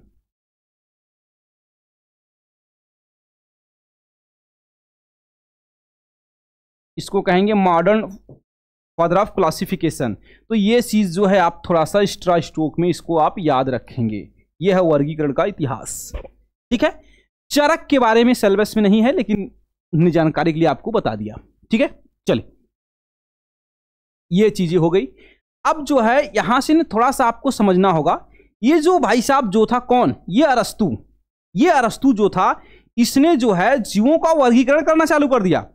इसने जंतुओं का वर्गीकरण किया। दरअसल किसका, इसने जो है एनिमल का, इसने क्या किया, वर्गीकरण किया। ई क्या बोला इसने, देखना ध्यान से, इसने क्या बोला, इसने कहा कि देखो भाई एक बनेगा एनीमा। एनीमा किसको कहा इसने, जिसके अंदर लाल खून नहीं है। क्या नहीं है, आरबीसी नहीं है। इसका कहना था कि एनीमा किसे कहेंगे, इसका कहना था कि जिसके अंदर आरबीसी जो है नहीं है, जिसके अंदर आरबीसी नहीं है उन जंतुओं को इसने एक नाम दिया, क्या चीज, एनीमा। क्लियर। अब इसने दूसरा वर्ग बनाया, कहा कि एक होगा इनेमा। इसने इनेमा में क्या कहा, ये दूसरा इसका वर्ग था। किसको बांट रहा है बाबू, तो ये कहोगे सर एनिमल को बांट रहा है। इसने एनिमल को कितने हिस्सों में बांटा, तो इसने एनिमल को 2 हिस्सों में बांटा था। एक बनाया इनेमा और एक बनाया एनेमा। तो इनेमा में क्या कहा, इसने कहा कि जिसके अंदर आरबीसी प्रेजेंट है, ठीक है, मतलब रेड ब्लड, जिसके अंदर रेड ब्लड प्रेजेंट है उसको इसने एक नाम दिया, क्या चीज, एनीमा। इसके अंदर प्रेजेंट था, इसका नाम दे दिया, क्या चीज। ये जो है वर्गीकरण करने का तरीका किसका था, अरस्तु का। मतलब ब्लड के कलर के आधार पर उसने वर्गीकरण करना जो है प्रारंभ कर दिया था, कलर के आधार पे। ये चीज समझ में आ गया। और इससे जब बाद में देखा गया तो इसने एक और दिमाग लगाया, इसने कहा कि कलर के आधार पे तो बहुत हो गया, अब बांटते हैं जीव को जन्म देने के आधार पे। तो इसने कहा कि कुछ जंतु ऐसे होते हैं जो क्या करते हैं, कुछ जंतु ऐसे होते हैं जो सीधा अंडे को जन्म देते हैं, अंडे को देते हैं, अंडे में से बच्चा निकलता है। उसके लिए इसने एक शब्द प्रयोग किया, क्या चीज, अंड यूज। ये सारे शब्दों का प्रयोग कौन किया था, ये सब अरस्तु ही देकर गया है, अरस्तु ही, ठीक है। तो अंड यूज इसने नाम दिया उसका, कि जो अंडा दे रहा है उसको हम लोग क्या कहेंगे, अंडयूज कहेंगे। चलो, एक इसने नाम दिया जरायूज। जरायूज कौन कहलाया बच्चा, तो जो बच्चा देंगे, मतलब वे जीव जो सीधा क्या करते हैं, बच्चे को जन्म देंगे, उसे जरायूज इसने नाम दिया। ये सभी शब्द यही देकर गया है, अरस्तु ही ये सब कुछ जो है दे करके गया। और इसने फिर क्या किया, जो है इसने क्या किया, देखिए ध्यान से यहां पे, इसने पौधों को भी वर्गीकृत किया था, पादप को भी इसने क्या किया था, बांटा था। पादप को कैसे बांट दिया, इसने कहा कि जो छोटे मोटे हैं उसको शाक कैटेगरी में रख लो, ठीक है, उससे बड़े जो है उसको झाड़ी में रख दिया। इसने कहा कि वो झाड़ी कैटेगरी में चले जाएंगे। चले, तो इस तरह से इसने 3 वर्ग बना दिए। किसका बच्चा, इसने जो है 3 वर्ग बनाया पौधों का। चले, ये झाड़ी हो गया, और फिर जो बड़े पौधे दिखाई दे रहे थे उसको इसने नाम दिया पादप, ठीक है। यहां पे पौधे रहेंगे, चलिए पौधे कर देते हैं, पादप कर देंगे, तो ये खुद अपने आप में एक ग्रुप है, ठीक है। चले, तो ये इसने क्या किया कि संसार के सभी पौधों को जो है 3 वर्गों में बंटवा दिया। ये कहा कि जो एकदम में छोटा है उस कैटेगरी में रहेगा, जो उससे ऊपर तरीके से है वो झाड़ी की कैटेगरी में रहेगा, और जो एकदम में ऊपर रहेगा, जो बड़ा बड़ा जो दिखाई दिया उसका इसने क्या नाम रख दिया, इसने कहा भाई वो सभी जो है पादप की कैटेगरी में आएंगे। तो ये तरीका कुछ अपनाया था किसने, अरस्तु ने, ठीक है। अरस्तु ने इस तरीके से बांटा। लेकिन अगर हम बात यहीं पे जो है कैरोलस लिनियस की करें, अगर हम जो है लिनियस की बात करें बेटा, इसका जो है साइंटिफिक, कैरोलस लिनियस को शॉर्ट में लिन भी कहते हैं, शॉर्ट में इसको लिन भी कहते हैं, ठीक है। अगर हम कैरोलस लिनियस की बात करें तो ये वह व्यक्ति है जिसने सबसे पहले क्या किया था कि सभी जीवों को वैज्ञानिक ढंग से वर्गीकृत किया था। क्या किया इसने, वैज्ञानिक ढंग से जीवों का वर्गीकरण किया था। तो सवाल पूछेगा आपसे कि सबसे पहले वैज्ञानिक ढंग से वर्गीकरण करने वाला वैज्ञानिक था कौन था भाई, कैरोलस लिनियस। अरस्तु भी वैज्ञानिक ही ढंग का उपयोग कर रहा था, लेकिन उस समय विज्ञान इतना आगे नहीं था कि वह इतना बेहतरीन क्लासिफिकेशन कर सके। वो तो शुरू में आदमी था भाई, वो फादर ऑफ बायोलॉजी है, तो शुरुआती टाइम का आदमी था, तो वो ज़्यादा अच्छे से जानकारी न होने की वजह से उसने क्लासिफिकेशन बहुत अच्छे से नहीं किया। इसके पास जानकारी बहुत अच्छी थी क्योंकि 16वीं शताब्दी के शायद लास्ट में आया था, ठीक है, इसका टाइम पीरियड शायद 16वीं शताब्दी था, तो इस समय आया, और इस समय विज्ञान काफ़ी आगे आ चुका था, तो इसने सबसे पहले तब वैज्ञानिक ढंग से वर्गीकरण करने की कोशिश किया। इस डेट को थोड़ा सा देख लेंगे, किस शताब्दी का आदमी है, 16वीं है कि 17वीं का है, ठीक है। चले, तो यहां तक जो है आपको बात आपको समझ में आ गया होगा कि भाई वर्गीकरण क्यों करना पड़ा जरूरी और कैसे कैसे किया गया।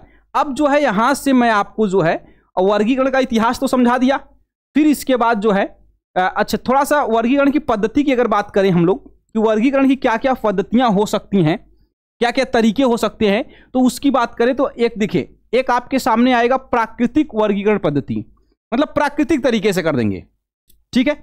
दूसरा वाला आपके सामने आता है जिसे हम लोग कहते हैं कृत्रिम पद्धति, ठीक है, एक ये होता है, ठीक। और एक होता है आवास के आधार पे। आवास के आधार पे मतलब क्या होता है, जो जीव जिस जगह पाया जाता है उसको उसी कैटेगरी में रख दो, लेकिन इसमें बहुत दिक्कत होता है, इसमें जो है बहुत दिक्कत होता है। जैसे जितना जीव जल के अंदर पाया जाता है, क्या सभी मछली हैं? बताओ, क्या जितने जीव जल के अंदर पाए जाते हैं सभी मछली हैं? नहीं, सभी मछली नहीं है। तो आवास के आधार पे बांटने में बड़ा दिक्कत था, आवास के आधार पे बांटने में बहुत ही दिक्कत था, क्योंकि सभी जल के अंदर रहने वाले जीव मछली नहीं है और सभी स्थल पर रहने वाले जो हैं मतलब एक मानव नहीं है, दूसरों जीव है। तो आवास के आधार पर जीव को बांटने में बहुत ही कंफ्यूजन था, इसलिए इसको ज्यादा मान्यता नहीं दिया गया, ठीक है। सबसे अधिक जो मान्यता दिया गया वो वैज्ञानिक पद्धति को ही मान्यता दिया गया। जीवन अवधि के आधार पर भी बांटने की कोशिश की गई, ये लेकिन एकदम में फालतू चीज था। जो है जीवन अवधि के आधार पर अगर बांटेंगे तो बहुत बड़ा समस्या हो जाएगा। छोटा सा भी जीव जो है ससुरा बहुत साल जिंदा रह सकता है, छोटा सा भी जीव, जैसे कछुआ देख रहे हो ना, कछुआ जो है लगभग 250 साल जिंदा रह जाएगा, आराम से जिंदा रह जाएगा। आदमी जो है 250 साल में 3 बार जन्म लेगा, 3-4 बार हो जाएगा उसका। अगर 50-50 साल जी रहा है तो 5 बार चल जाएगा उसका, ठीक है।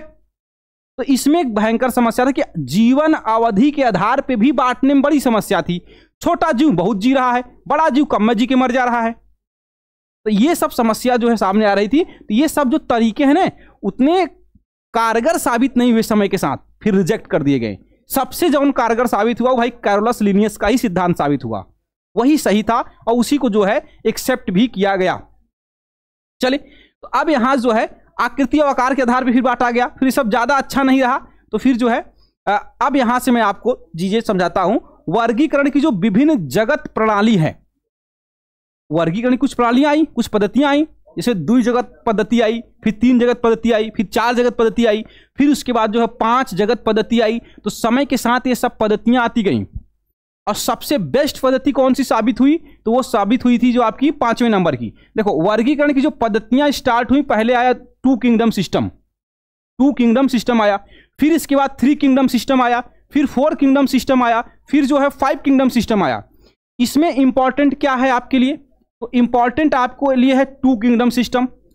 3 किंगडम सिस्टम मैं आपको बता दे रहा हूं लेकिन ये सिलेबस में है नहीं, ठीक है। 3, 4 और 5 आपके सिलेबस में जो दिया है वो 2 किंगडम सिस्टम दिया है और प्लस 5 किंगडम सिस्टम दिया है, 3 और 4 नहीं दिया है। फिर भी थोड़ा सा इसको आप जानते रहें। तो टोटल किंगडम कैसे बना, 2 किंगडम सिस्टम।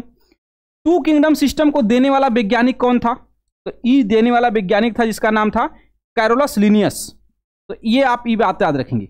अच्छा, इस पूरी कहानी में 2-3 साइंटिस्ट बार बार आ रहा है, जैसे कैरोलस लिनियस बार बार आ रहा है, अरस्तु बार बार आ रहे हैं। तो ई जोन है बहुत इंपॉर्टेंट है। जब आप वर्गीकरण पढ़ेंगे तो आप पाएंगे कि ई 2-3 वैज्ञानिक पूरा कहानी शुरू ही करेगा और कहानी अंत तक चलेगा। 3-4 वैज्ञानिक बहुत ही फेमस हैं, इसको याद रखिएगा। कैरोलस लिनियस, अरस्तु और R.H. व्हिटेकर, ये पूरी कहानी का समझे किंग हैं लोग। ये लोग यह कुल किए ही हैं, तो इसलिए इन्हीं का नाम आएगा बाद में, शुरू में और अंत तक आएगा। तो 2 किंगडम सिस्टम देने वाला वैज्ञानिक का नाम क्या था बाबू, कैरोलस लिनियस। तो 2 किंगडम सिस्टम देखिए समय के साथ में गलत साबित हो गया। समय के साथ 2 किंगडम सिस्टम क्या हो गया, गलत साबित हो गया।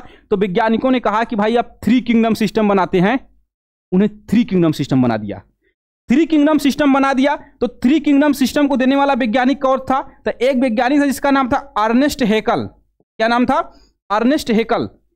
अर्नेस्ट हैकल ने 3 किंगडम सिस्टम को दिया तो वैज्ञानिक समुदाय एकदम खुश हो गया कि चलो आप संसार के सभी जीवों को 3 ग्रुप में बांट देंगे। कुछ दिन बाद पता चला कि ये 3 किंगडम सिस्टमों बेकार है। तो हुआ कि अब क्या किया जाए, अब बनाया गया क्या चीज, 4 किंगडम सिस्टम। 4 किंगडम सिस्टम बनाने वाला आदमी कौन था भाई, तो जो एक वैज्ञानिक था जिसका नाम था Herbert F Copeland, Herbert F Copeland, चलिए मैं शॉर्ट में इसका नाम लिख देता हूं, हर्बर्ट एफ कॉपलैंड। ये वैज्ञानिक था। इसने क्या दिया, इसने दिया था 4 जगत पद्धति को, मतलब 4 किंगडम सिस्टम को दिया इसने। इसके बाद एक बहुत महान, अब फिर वही खुशी का माहौल, 4 किंगडम पा गए, सब खुश हो गए कि जो है कि आप संसार के सभी जीवों को बांट देंगे 4 हिस्सों में। लेकिन समस्या आ गया कि भाई कुछ जीव ऐसा फिर मिल गया जो 4 के अलावा अलग किंगडम की मांग कर रहा था। तो एक बहुत ही प्रसिद्ध, बहुत ही महान वैज्ञानिक आया जिसका नाम था R.H. व्हिटेकर। ठीक है, ये R.H. व्हिटेकर बहुत प्रसिद्ध वैज्ञानिक, बहुत प्रसिद्ध वैज्ञानिक। ये आया और इसने बनाया क्या चीज, 5 किंगडम सिस्टम। संसार के सभी जीवों को इसने क्या किया, 5 किंगडम में बांट दिया।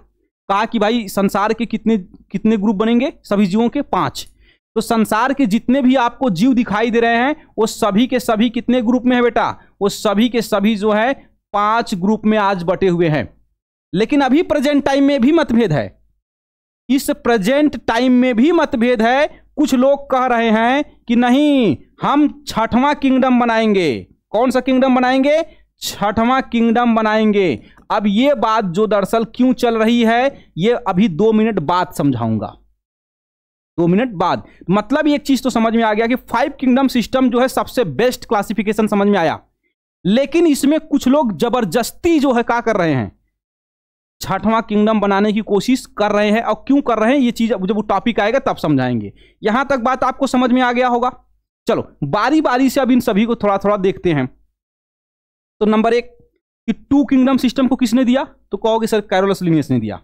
तो इसको देने वाला वैज्ञानिक कौन था, कैरोलस लिनियस ने दिया। ठीक है, इसकी बुक का नाम हमने आपको बताया, बहुत इंपॉर्टेंट है, याद रखना, सिस्टेमा नेचुरी। इसकी पुस्तक का क्या नाम था, सिस्टेमा नेचुरी। ये कुल टोटल 5 किताब लिखा था। कितना किताब लिखा था, 5 किताब। और एक किताब जो है वर्ल्ड वाइड फेमस हुई और उस किताब का नाम क्या है, सिस्टेमा नेचुरी। क्यों फेमस हुई बेटा, इसके अंदर जो है नाम लिखने का नियम लिखा था। इसने क्या लिखा था कि संसार के सभी जीवों का वैज्ञानिक नाम कैसे लिखेंगे, इसका नियम कहां लिखा था, यही किताब में लिखा था, सिस्टेमा नेचुरी में लिखा था इसने। इसलिए किताब फेमस हो गई, ये बात को याद रखना। ठीक है, तो इसने 2 किंगडम्स की सिस्टम को बनाया। तो 2 किंगडम सिस्टम को कौन सा बनाया, इसने कहा कि भाई एक ग्रुप बनाते हैं जिसको कहेगा, इसने कहा कि प्लांट किंगडम बनाया। और दूसरा इसने किंगडम बनाया जो है, कहीं कहीं देखो प्लांटी लिखा रहता है तो कंफ्यूज नहीं होना, प्लांट प्लांटी एक का मतलब है। ठीक है, चले तो इसने क्या बनाया, इसने कहा कि भाई चलो 2 किंगडम बनाया। इसने कहा कि प्लांट किंगडम रहेगा। ठीक है, मतलब कि प्लांट किंगडम में इसने क्या रख दिया, सिंपल सी बात है भाई, प्लांट को रखेगा। और इसने कहा कि चलो एक एनिमल बनाते हैं, इसने एक एनिमल किंगडम बना दिया। और जब एनिमल किंगडम बनाया तो उसमें क्या रखेगा, नाम से ही स्पष्ट है क्या रखेगा, एनिमल को रखेगा। ठीक है, तो यहां प्लांट हो गया, यहां एनिमल हो गया। बाद में खोज हो गई यूग्लिना की। जब ये 2 किंगडम सिस्टम बना के खाली हुआ तब खोज हो गया किसका, यूग्लिना का। अब यूग्लिना एक अपने आप में एकदम खतरनाक जीव, समझिए ना ध्यान से, यूग्लिना जो है ये अपने आप में खतरनाक जीव है। इसको अगर प्रकाश मिल गया, ये जब से एक पिक्चर आया था ना ऋतिक रोशन का, कोई मिल गया एक मूवी था, उसमें क्या एक जादू आया था दूसरे ग्रह से। उसको ना धूप चाहिए, धूप मतलब सनलाइट। जब सनलाइट मिलता था तो चार्ज हो जाता था और काम करने लगता था। और जब सनलाइट नहीं मिलता था उस काम नहीं कर, मतलब डिस्चार्ज हो जाता था। सोलर पैनल वाला काम करता था वो, सोलर पैनल वाला काम करता था। ठीक है, उसका स्किन। तो ऐसे ही दरअसल यूग्लिना जो है, इसको अगर सनलाइट मिल गया, ध्यान सुनना, अगर इसको सनलाइट मिल गया तो ये अपने आप को क्या कर लेता है, इसके अंदर होता है क्लोरोफिल। इस यूग्लिना के अंदर क्या होता है, क्लोरोफिल। और क्लोरोफिल होने की वजह से ये क्या कर लेता है, प्रकाश संश्लेषण कर लेगा। और जैसे ही प्रकाश संश्लेषण किया, ये अपने भोजन का निर्माण अपने शरीरिया में कर लिया। तो अब इस प्रॉपर्टी के आधार पे तो हो गया ये प्लांट किंगडम का मेंबर, क्योंकि प्लांट जो है फोटोसिंथेसिस करता है। लेकिन इंपॉर्टेंट यहां पे क्या है कि जब इस यूग्लिना को सनलाइट नहीं मिलेगा, सूर्य का प्रकाश जब इसको नहीं मिलेगा, तो ये क्या करता है, ये अगल बगल जो फूड मटेरियल है ना, खाना पीना, उसी को खा जाता है जंतुओं की तरह। वैज्ञानिक को हो गया बहुत कंफ्यूजन। ई ससुरा जब इसको प्रकाश मिलता है तो ई क्या करता है, खाना जोन है बना लेता है। और इसको अगर प्रकाश नहीं मिलता है तो खाना ही बगल का खा लेता है। मतलब कि इसको रखे किधर, प्लांट किंगडम में रखें कि एनिमल किंगडम में? बहुत कंफ्यूजन था, बहुत कंफ्यूजन। तो वैज्ञानिकों ने कहा कि एक काम करते हैं, तीसरा ग्रुप बनाते हैं, इसको इस तीसरा वाले में डाल देते हैं। तो तीसरा ग्रुप बनाया कौन? प्रोटिस्टा। तो इसके बाद देखो बना क्या चीज, तब दो जगत वर्गीकरण की जो है कमियां कुछ हो गई। कमियां क्या हुई? जो है दो जगत वर्गीकरण की कमी क्या हो गई कि जो है यूग्लिना को रख ही नहीं पा रहे थे, यूग्लिना को रख ही नहीं पा रहे थे। अब बैक्टीरिया को उठा को हिम डाल दिए थे प्लांट किंगडम में। दो जगत वर्गीकरण की सबसे बड़ी कमी क्या हो गया? इसकी सबसे बड़ी कमी की बैक्टीरिया को उठा के डाल दिया कहां? इसने प्लांट किंगडम में डाल दिया। अब बैक्टीरिया और प्लांट में अंतर नहीं है। कहोगे सर जी पगले थे क्या ही लोग? ठीक है, आज तुमको पता है ना कि भाई बैक्टीरिया में बहुत अंतर है। उस समय का आदमी को समझ में नहीं आ रहा था कहां रखें। बैक्टीरिया के अंदर था सेलवाल, कोशिका भित्ति था, और प्लांट के अंदर भी सेलवाल था। तो इन्होंने कहा कि देखो सेलवाल सेलवाल है, दोनों के कम रख दो। बाद में पता चला कि ससुरा बैक्टीरिया ये अलग चीज है और प्लांट एकदम अलग चीज है। तो इन्होंने बैक्टीरिया को कहां रख दिया था? प्लांट में रख दिया। और यूग्लिनमा को भी समझ में नहीं आ रहा था कि यूग्लिनमा को रखे कहां। ठीक है, यूग्लिना को कहां रखे ये बात किसी को समझ में नहीं आ रहा था। जूलॉजी वाला वैज्ञानिक कर रहा है यूग्लिना हमार, यूग्लिना हमार, यूग्लिना हमार, ऐसे कर रहा है। और प्लांट का मतलब बॉटनिस्ट जो वैज्ञानिक था वो बॉटनी वाला वो कह रहा नहीं यूग्लिना हमार, यूग्लिना हमार। आपस में झगड़ा हो गया, यूग्लिना के कर। ठीक है, तो ये समस्या हो गया। अब इस समस्या होने की वजह से जो है उसको रख ही नहीं पा रहे थे। तो दो जगत वर्गीकरण की ना बहुत कमी थी, बहुत कमी थी। इसलिए सामने आया कौन? हा वो बोलते हुए आया एक कौन आया? जो है आपका तीन जगत वर्गीकरण प्रणाली, three kingdom system. Three kingdom system आया तो इसने कहा कि चलो कोई बात नहीं, समस्या का समाधान मेरे पास है। तुम लोग बनाए ही हो, प्लांट किंगडम बनाए ही हो। ठीक है, नंबर एक। ठीक है, इसने क्या कहा कि चलो दूसरा बनाते हैं, एनिमल किंगडम। तुम लोग बनाए ही हो, चलो मैं तीसरा बनाता हूं। इसने बनाया क्या चीज? Protista kingdom. ठीक है, इसने कहा कि देखो नौटंकी ना करो, जौने जौने चीजी का करेक्टर नहीं मैच कर रहा है प्लांट और एनिमल से, सुनो ध्यान से। इसने कहा कि जौने जौने चीज का करेक्टर प्लांट और एनिमल से नहीं मिल रहा है उसको उठाओ और लेकर जाओ कहां डाल दो? प्रोटिस्टा किंगडम में। तो इस ससुरा प्रोटिस्टा किंगडम को डस्टबिन किंगडम भी कहते हैं। क्यों कहते हैं समझ में आया? इसका नाम डस्टबिन किंगडम भी रखा गया। क्यों रखा गया? क्योंकि इसके अंदर अगड़म बगड़म कुल चीज लाके डाल दो, कुल चीज लाके डाल दो। ये समझिए अंग्रेजी का विद्यार्थी अगर आप हैं तो पास्ट इंडिफिनिट वाला टेंस वाला बात कर रहा है। मतलब जितना एताल बेताल सेंटेंस है कुल कहां रहता है? पास्ट इंडिफिनिट में। ऐसा ही एताल बेताल कुल जीव कहां रहता है? प्रोटिस्टा किंगडम में। समस्या फिर गंभीर सामने, बैक्टीरिया को लेकर फिर भी मतभेद बन गया कि बैक्टीरिया यार इतना बड़ा ग्रुप है, 4000 बैक्टीरिया खोजा गया। कितना खोजा गया? 4000 बैक्टीरिया खोज हुई। यार बैक्टीरिया की संख्या बहुत ज्यादा है और एक व्यवहार भी एकदम अलग है। जब इसका व्यवहार भी एकदम अलग है तो इसके लिए एक अलग किंगडम बनाया गया। मतलब कि तीन जगत में भी आ गई कमी। जब तीन जगत में कमी आ गई तो बनाया गया चार जगत। चार जगत में क्या बना? तो इसने कहा देखो भाई जो है हर्बर्ट एफ कॉपलैंड था। चार जगत पद्धति देने वाला कौन था? हर्बर्ट एफ कॉपलैंड, यही दिया था, हर्बर्ट एफ कॉपलैंड। इसने कहा देखो तुम लोग जो है एनिमल किंगडम तो बनाए ही हो, प्लांट किंगडम भी बनाई दिए हो और प्रोटिस्टा किंगडम भी तुम लोग बनाई दिए हो। मैं एक बनाता हूं जो ना मोनेरा किंगडम रहेगा। क्या रहेगा? Monera kingdom. इसने कहा देखो नौटंकी मत बतियाओ, जो एक किंगडम और बना देते हैं, मोनेरा किंगडम। उसने कहा कि देखो जितना बैक्टीरिया है कुल बैक्टीरिया को उठा के लाओ, कहां डाल दो? कुल बैक्टीरिया को उठा के लाओ, डालो कहां? डाल दो मोनेरा किंगडम में। तो मोनेरा किंगडम में क्या पढ़ते हैं? बैक्टीरिया को। समझ में आई? अब बैक्टीरिया की खोज कितना हुआ है? 4000 बैक्टीरिया खोजा गया है। और वहीं में सबसे बड़ी हो गई समस्या भाई, जो मोनेरा किंगडम हुआ है इसमें बैक्टीरिया 4000 आ गई, 4000 बैक्टीरिया आ गई। इसमें ना बैक्टीरिया दो टाइप का होता है, एक होता है आर्की बैक्टीरिया, एक होता है साइनो बैक्टीरिया। वैज्ञानिक आज क्या कह रहे हैं कि ससुरा ये आर्की बैक्टीरिया और साइनो बैक्टीरिया में देखो है बहुत अंतर, बहुत अंतर है। तो एक काम करते हैं ना कि एक अलग ग्रुप बनाते हैं, किसको तोड़ के? मोनेरा किंगडम को। मोनेरा किंगडम को तोड़ करके ये लोग जो है दो अलग ग्रुप बनाना चाहते हैं। आर्की बैक्टीरिया को अलग करना चाहते हैं, साइनो बैक्टीरिया को अलग करना चाहते हैं। ये वैज्ञानिक दुनिया का युद्ध है, वैज्ञानिक दुनिया का। मतलब मत सोचना कि वैज्ञानिकों में बहुत मत समानता होगी, बहुत पढ़े लिखे आदमी है, वो लोग ना एक दूसरे का सिद्धांत तोड़ता रहता है। वैज्ञानिक दुनिया में भी बड़ी भयंकर मतभेद होता है, बहुत भयंकर। एक दूसरे का सिद्धांत ही तोड़ते रहते हैं। सोचो ये कुल क्या कर रहे हैं, एक दूसरे का सिद्धांत ही तोड़ रहे हैं, और जब तक सबसे बेस्ट सोल्यूशन पे नहीं पहुंच जाएंगे तब तक सिद्धांत तोड़ता ही चले जाएंगे, आगे चले जाएंगे। तो इसने ये सब तोड़ने की प्लानिंग कर रहे हैं। आर्कीबैक्टीरिया को अलग करना चाहते हैं, साइनोबैक्टीरिया को अलग करना चाहते हैं ये लोग, ठीक। तो अब ये बन गया।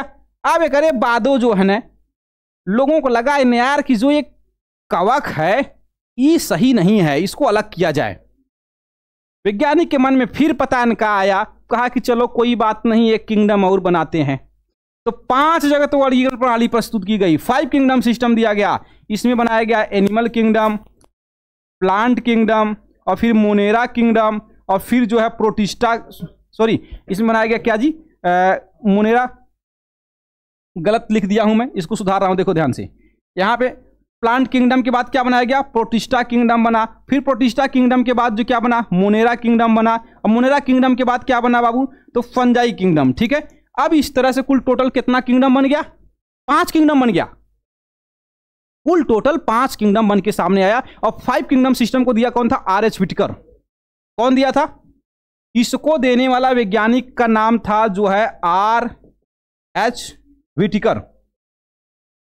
किसने दिया, R.H. व्हिटेकर ने दिया। तो आपसे पूछेगा कि 5 किंगडम सिस्टम किसने दिया था, R.H. व्हिटेकर ने दिया था। क्या सीक्वेंस था उसका, क्या जिस सीक्वेंस में हम लिखे यही सीक्वेंस था, तो इसका सीक्वेंस अलग था। अब तुमको वो सीक्वेंस दिखा रहा हूं, देखो ध्यान से, ठीक है। चलो तो उस सीक्वेंस को देखिएगा ध्यान से। ये सीक्वेंस आपके सामने यहां पर है। जो R.H. व्हिटेकर ने सही से सीक्वेंस बनाया था, उन सीक्वेंसों को देखिए ध्यान से। उसने सबसे पहले किसको रखा, मोनेरा को रखा। क्यों मोनेरा को रखा, सवाल आएगा क्यों, क्योंकि विकास के दृष्टिकोण पर बनाया था इसने। तो सबसे पहले कौन बना था, बैक्टीरिया बन गई थी पृथ्वी पर, इसलिए कहा कि बैक्टीरिया आगे रहेगा, बैक्टीरिया को इसने आगे रख दिया। फिर कौन बना था, प्रोटिस्टा बना था, इसने कहा कि भाई प्रोटिस्टा उसके बाद रहेगा। फिर इसने कहा कवक बना, हाँ ठीक है, उसके बाद फिर इसने कहा कि फादर बने, और फिर जो है जंतु को। मतलब इसने डेवलपमेंट के आधार पर जीवों का वर्गीकरण कर दिया और सबसे बेस्ट किया, सबसे बेस्ट। R.H. व्हिटेकर ने सबसे बेस्ट वर्गीकरण किया, वो भी डेवलपमेंट के आधार पे, और सबसे अच्छा ग्रुप में बांट दिया। लेकिन आज वैज्ञानिक इसके सिद्धांतों को तोड़ने की कोशिश कर रहे हैं, क्योंकि समय बदलता है और चीजों की मांग करता है। सुनना ध्यान से, समय हर समय बदलता रहता है और नई चीजों की मांग करता है। तो हो सकता है कि जो वैज्ञानिक तोड़ करके 6वां ग्रुप बनाए वह इससे भी बेहतर साबित हो। संभावना तो किसी भी चीज की हो सकती है। चले, तो यहां तक हमने चीजों को जो है समझ लिया। तो मेरे प्यारे बच्चों ने एक टॉपिक में यहां से आपको समझाना चाहता हूं, जो आप अपने से इसको रेडी कर लेंगे, ठीक है। ये जो है आपसे तो नहीं पूछेगा, संभावना नहीं है, क्योंकि ये ऑब्जेक्टिव सवाल कम बनने के चांस यहां पे है। सवाल ये है कि 5 जगत वर्गीकरण प्रणाली की विशेषता क्या थी, क्या इंपॉर्टेंस था 5 जगत को, क्यों इस 5 जगत पद्धति को इतना महत्व दिया गया। यह चीज यहां पे लिखित रूप में मैं आपको दूंगा, इसको आप रीड करेंगे, ठीक है। चले, इसके बाद जो है ना, अभी भी जो है यहां पर देखो एक हेडिंग पढ़ना पड़ता है कि 5 जगत पद्धति सबसे बेस्ट है, लेकिन उसमें भी कमियां हैं। कमियां तो भगवान शंकर के अंदर भी था। एक बार सभी भगवानों में हो गया कंपटीशन, सब कहने लगे my best my best my best. भगवान भोलेनाथ आए, बक देवों का देव महादेव हम हैं, हम सबसे बेस्ट। तक वो नारायण से पूछैया हो रहा था कि भाई बताइए, नारायण जिसको कह देंगे कि सबसे अच्छा उसी को मान लेंगे। उस नारायण को बहुत विद्वान आदमी माना जाता है, और भले वो बहुत चापलूस टाइप का भगवान थे। तो उन्होंने कहा ना भगवान शंकर को कि भाई आप परफेक्ट हैं, लेकिन आप में भी कमी है, ठीक है। सोच रहा कितना भयंकर बात बोला था आदमी ने, कहा आप परफेक्ट है पर आप, मतलब आप सबसे बेस्ट है पर आप में भी कमियां है। तो 5 किंगडम सिस्टम सबसे बेस्ट है, लेकिन एक के अंदर कमी है, ठीक है। इसके अंदर भी जो है कमी है, 5 किंगडम सिस्टम के अंदर भी जो है कमी है। तो यहां तक आपको बात शायद समझ में आ गई। इसलिए देखिए यहां पे जो है 6 जगत वर्गीकरण प्रणाली का जो है जिक्र होता है मेरे प्यारे बच्चों। 6 जगत वर्गीकरण प्रणाली का जो है जिक्र होता है। मैं 1-2 वैज्ञानिक का नाम बता रहा हूं, जैसे कौन कौन इसको प्रमोट कर रहा है, कौन कौन चाहता है कि 6 जगत बन जाए, ठीक है। इन लोगों को विद्यार्थी के जीवन से कोई लेना देना नहीं है, विद्यार्थी को कितना तकलीफ होगा इस बात से कोई लेना नहीं है। इन्हें अपना वर्गीकरण करना है, अपना नाम दिए जा रहे हैं, नई नई खोज किए जा रहे हैं। विज्ञान बच्चा के ऊपर बोझ बना जा रहा है, बच्चा उलट जा रहा है पढ़ पढ़ के, लेकिन ये दिए जा रहे हैं। चलिए, तो एक वैज्ञानिक था ना जिसका नाम था कार्ल ऊज। ठीक, क्या नाम था? कार्ल ऊज। कार्ल ऊज, एक तो नाम देखो चूहा जैसा इसका नाम है, कार्ल ऊज। ठीक है, तो ये जो है कार्ल ऊजवा जो था यो समर्थन दिया था। कैंडलर एक वैज्ञानिक था, क्या नाम था इसका? कैंडलर, ई समर्थक में था। ठीक है, तो ये लोग जो है ना क्या चाहते हैं कि तोड़ दो 5 ग्रुप को जो है 6 ग्रुप में बांट दो। तो मोनेरा को तोड़ के क्या बना देंगे? 6वां किंगडम बनाएंगे। अभी बाबू नहीं बनाया है, ठीक है, हो सकता है भविष्य में जो है हम लोगों को देखने के लिए मिल जाए। ठीक, तो यहां पे जो है हमने आपको बहुत विस्तार से चीजें समझाने की कोशिश की है। अब जो है ना मेरे प्यारे बच्चों, आपके सिलेबस में एक हिस्सा जो है जो आपको पढ़ना है, जिसे हम लोग कहेंगे वायरस। ठीक है, चलो एक टॉपिक बचती है हमारी जिसे हम लोग कहेंगे क्या चीज? वायरस। ठीक, अब थोड़ा सा ध्यान से समझना कि वायरस क्या चीज है। वायरस बहुत खतरनाक चीज है। पहली बात तो कोरोना आया था, पूरी दुनिया को हिला के चला गया। ठीक है, एक चीज समझ लीजिए, वैज्ञानिक जो है मनुष्य को क्या लगता है कि आई एम बेस्ट, हम बहुत शक्तिशाली हैं, ये मनुष्य को लगता है। लेकिन मनुष्य इस बात से अनजान है कि प्रकृति एक बार करवट बदल दी ना तो सत्यानाश हो जाएगा, एक बार तुरंत। क्योंकि प्रकृति के अंदर एक छोटा सा वायरस के अंदर थोड़ा सा म्यूटेशन क्या हुआ, उस वायरस के अंदर तनी से परिवर्तन हुआ और वो पूरी मानव जाति के लिए खतरा बन के सामने खड़ा हो गया तुरंत। 2 साल लग गया वैक्सीन बनाने में बाबू, 2 साल। ऐसे ही कोई वायरस आएगा और खतरनाक ढंग से पूरी दुनिया को खत्म करके चला जाएगा, यह एक संभावना है, डरना नहीं है, एक संभावना है। लेकिन एक नजरिया यह भी है कि इस पृथ्वी का अंत वायरस के जरिए होगा और खतरनाक वायरस आएंगे और वायरस इन्फेक्टेड करेंगे और लोगों को मार डालेंगे। तब आदमी चिल्लाएगा, कहेगा मार डाला रे, बात समझे नहीं? अरे मार डालेंगे। चलो देखो, अब कुछ चीज मैं तुम्हें वायरस के बारे में बता रहा हूं। जब इस पृथ्वी पे जीवन शुरू हो रहा था, सबसे पहले क्या बना? वायरस। जब इस पृथ्वी पे जीवन शुरू हो रहा था तो सबसे पहले क्या बना? वायरस। वायरस बना। और इस वायरस शब्द जो है कहां से लिया गया मेरे प्यारे बच्चों? तो इसको आप याद रखेंगे, लैटिन की भाषा से लिया गया है। लैटिन एक देश है, ध्यान सुनो, लैटिन एक देश है, उसकी भाषा मर चुकी है और जब भी वैज्ञानिक नाम लिखा जाता है ना, उसी मरी हुई भाषा से लिखा जाता है। इसके पीछे का रीजन है, ठीक है, क्यों क्या रीजन है, बहुत लंबा चौड़ा बात है, वो कभी और समझेंगे। ठीक है, चले, तो जब भी वैज्ञानिक नाम लिखेंगे तो कहां से लिखेंगे? लैटिन भाषा से लिखेंगे। और इस लैटिन भाषा में वायरस का अर्थ क्या था मेरे प्यारे बच्चों? जहर। क्या था? जहर। इसका क्या अर्थ है? जहर। वायरस का मतलब क्या है बेटा? जहर। वायरस अपने आप में जहर ही है, ऐसा सुना, जिसके अंदर जाता है मार ही डालता है। नॉर्मल वायरस की बात नहीं, जैसे सर्दी जुकाम, रहीनो वायरस, सर्दी जुकाम हो गया, कुछ होता ही नहीं है, आदमी 2 दिन छींकते फीकते बिता देता है, फिर तीसरे दिन सही हो जाता है।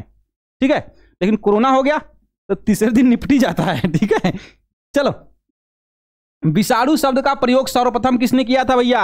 एक बहुत ही फेमस साइंटिस्ट, बहुत लुईस पास्चर। लुईस पास्चर अपने जमाने का सबसे ब्रिलियंट साइंटिस्ट थे, बहुत ब्रिलियंट साइंटिस्ट लुईस पास्चर। तुम्हें कभी लुईस पास्चर की कहानी बताऊंगा, तुम कहोगे ससुरा कितना खतरनाक आदमी था, बहुत खतरनाक आदमी। अनेकों सिद्धांत दिया, अनेकों नाम दिया, अनेकों खोज किया, पूरी दुनिया को अकेला हिला डुला दिया था ये आदमी, अकेला है। ठीक है, तो लुईस पास्चर ने सबसे पहले क्या किया था? वायरस शब्द की जो है प्रयोग किया था। वायरस शब्द का प्रयोग किसने किया? तो लुईस पास्चर ने किया था। ठीक है, चलो ये बात हमने आपको समझा दिया। वायरस से संबंधित कुछ खोज आपको बताने वाला हूं। वायरस से संबंधित कुछ बातें और आप याद रखनी है कि सबसे पहले वायरस की खोज किसने किया? तो एक वैज्ञानिक था जिसका नाम ससुरा देखिए क्या था? इवानोव्स्की। क्या नाम था? नाम ही देख लो कैसा है, इवानोव्स्की। ठीक है, ऐसा लग रहा है जैसे पी रहा था ये बिस्की और नाम रख दिया इसका इवानोव्स्की। ठीक है, चलिए, तो इवानोव्स्की जो है इसने सबसे पहले वायरस की खोज किया था। कब खोजा भैया? तो इसकी खोज हुई थी 1892 में। 1892 में किस रोग में खोजा? तो ये ससुरा चितेरी रोग का अध्ययन कर रहा था। किस रोग का? चितेरी रोग का। एक रोग होता है जो है तंबाकू के पत्ती के अंदर, तंबाकू के अंदर होता है एक रोग, और चितेरी रोग वही कहीं कर रहा था खोज। ठीक है, तो इसने खोज दिया टीएमवी को, टीएमवी टोबैको मोज़ेक वायरस, और ये दुनिया का सबसे बड़ा वायरस, ये दुनिया का सबसे बड़ा वायरस है। और इसी की इसने खोज कर दिया और उसने चिल्लाने लगा कि मैं कुछ खोज दिया, मैं कुछ खोज दिया। बाद में पता चला कि वायरस खोज दिया ये आदमी तो। ठीक है, इसने खोज दिया। फिर आगे देखो, हॉलैंड के एक अन्य वनस्पति वैज्ञानिक थे जो उनका नाम था क्या थी? बेरिंक ने सन 1898 में यूनेस्को की खोज को तंबाकू की पत्ती में चितई रोग की पुष्टि की कि भाई तुम जो खोजा है ना, तुम सही बात खोजा है। उसने बताया भाई तुम सही चीज खोज दिया है, ठीक है, कुछ खोजा है सच में, बता दिया, चलो पुष्टि हो गया। एक वैज्ञानिक और आया, इसका दिमाग खराब था, तो ये जो है देखो 1944 में क्या किया इसने, इसका नाम ही था डार्लिंगटन। क्या नाम था? इसका नाम ही था डार्लिंगटन। और जो डार्लिंगटनवा था, इसने एक चीज बता दिया। क्या बताया? कि वायरस जो है न्यूक्लियो प्रोटीन का बना है। न्यूक्लियो प्रोटीन मतलब कि न्यूक्लिक अम्ल प्लस प्रोटीन, मतलब कि वायरस या तो डीएनए या तो आरएनए प्लस प्रोटीन का बना होता है। मतलब कि वायरस के अंदर सिर्फ कंडीशन क्या होता है, देखो ये हो गया प्रोटीन और प्लस इसके अंदर हो गया आरएनए, ये बन गया क्या चीज? वायरस। ई बनेगा वायरस, या तो प्रोटीन होगा प्लस इसके अंदर होगा डीएनए, ई बन गया क्या चीज? वायरस। वायरस के अंदर डीएनए आरएनए दोनों चीज नहीं होता है, एक का चीज होता है। हमारे अंदर दोनों चीज है।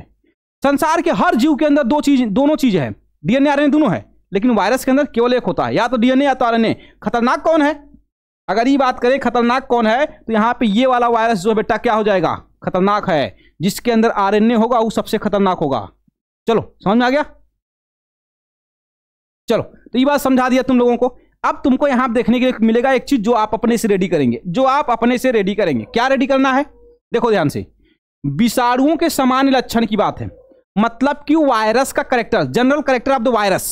ठीक, तो वायरसों का कैरेक्टर तुमको मैं यहां दिखा दे रहा हूं, जिसको आप रेडी करेंगे। ठीक है, चले स्क्रीनशॉट ले लो फट से। और चलो दूसरा देखो, ये चीज इसका भी स्क्रीनशॉट ले लो।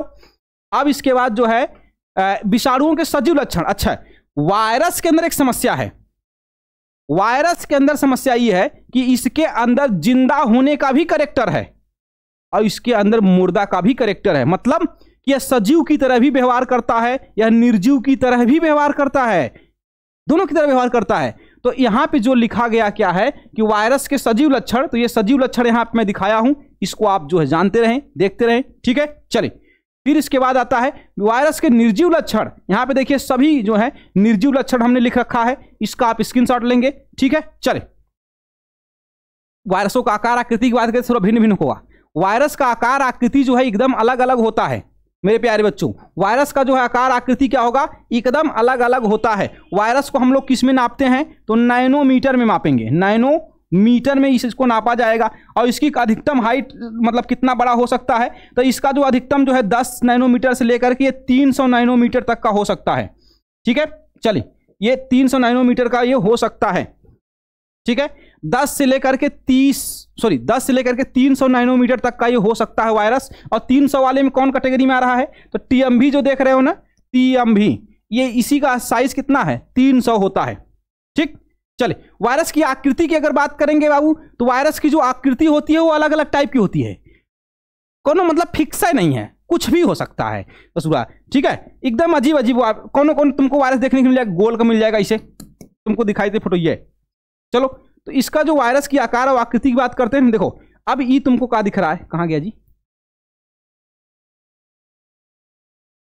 चलो अब देखो ये वायरस है, ये है टीएमवी वायरस। कैसा दिख रहा है? जैसे लग रहा है मक्का। क्या लग रहा है? मक्का की तरह लग रहा है। ठीक है, अब यो वायरस है। अब तुमको एक और चीज दिखा रहा हूं, देखो ध्यान से। अब तुमको यहां दिखेगा आई वायरस कौन है? ये है HIV वायरस। इसका देखो ये लग रहा है बॉल जैसा है, बॉल में मुझे खिल्ला ठोक दिया वैसा है। ठीक है, तो इहो एक वायरस है। मतलब कि वायरस का कोनो हुआ नहीं है, बहुत टाइप का होता है। कोनो कोनो ऐसे सीधा रॉड की तरह होता है, कोनो ऐसे जिगजैग टाइप का होता है, कोनो कोनो देखोगे ऐसे जो है मतलब बना हुआ आपको मिल जाएगा इसे। ठीक है, चले तो ये सब चीज भी आपको देखने के लिए मिल जाएगा। ये सब क्या है? आकृति। तो वायरस की बहुत सारी आकृति होती है, हमने आपको बहुत सारी चीजें यहां पे समझाई है। ठीक है, चले तो अब इसके बाद में मेरे प्यारे बच्चों एक चीज मैं आपको अपने से काम करने के लिए दे रहा हूं, जिसे आप करेंगे। ठीक है, वायराइड्स और प्रियॉन्स। वायराइड और प्रियॉन्स को आप अपने से कमेंट बॉक्स में बताएंगे कि वायराइड्स किसे कहते हैं, प्रियॉन्स किसे कहेंगे। ठीक है, चले कमेंट बॉक्स में आप ये लिख करके बताएंगे कि वायराइड्स किसे कहेंगे और प्रियॉन्स किसे कहेंगे, ये आप कमेंट बॉक्स में हमको लिख करके देंगे। चले तो आज की कहानी मेरे प्यारे बच्चों यहीं पे रोकते हैं, और हमने कोशिश की है अपनी क्षमता के आधार से कि आपको हर बात समझा दें। और इससे भी बेहतर जो है, अगर आप ये तो वन शॉट था, वन शॉट में जितना हो सकता है आदमी एक बार में 1-1.5 घंटे में पूरी रखने की कोशिश करता है और रखता है। और इससे भी बेहतर क्लासेस होती हैं जो है ऐप के अंदर। आपको अगर पढ़ना है तो आप जो है बीएससी नर्सिंग की क्लासेस ले लीजिए, उसमें चीज़ें बड़ी डिटेल से और बहुत आराम से जैसे डिस्कस करके समझाया जाता है, तो और आपको थोड़ा सा आसानी होगा समझने में, थोड़ा सा मतलब कह सकते हैं कि विस्तार से चीज़ों के ऊपर डिस्कस कर पाएंगे विस्तार से, तो वो आपको एक फायदा होगा आपको। ठीक है, तो चले आज की कहानी यहीं पे रोकते हैं और मिलते हैं फिर कभी और किसी और एक नई वीडियो के अंदर डिस्कस करते हुए। ठीक, चलो।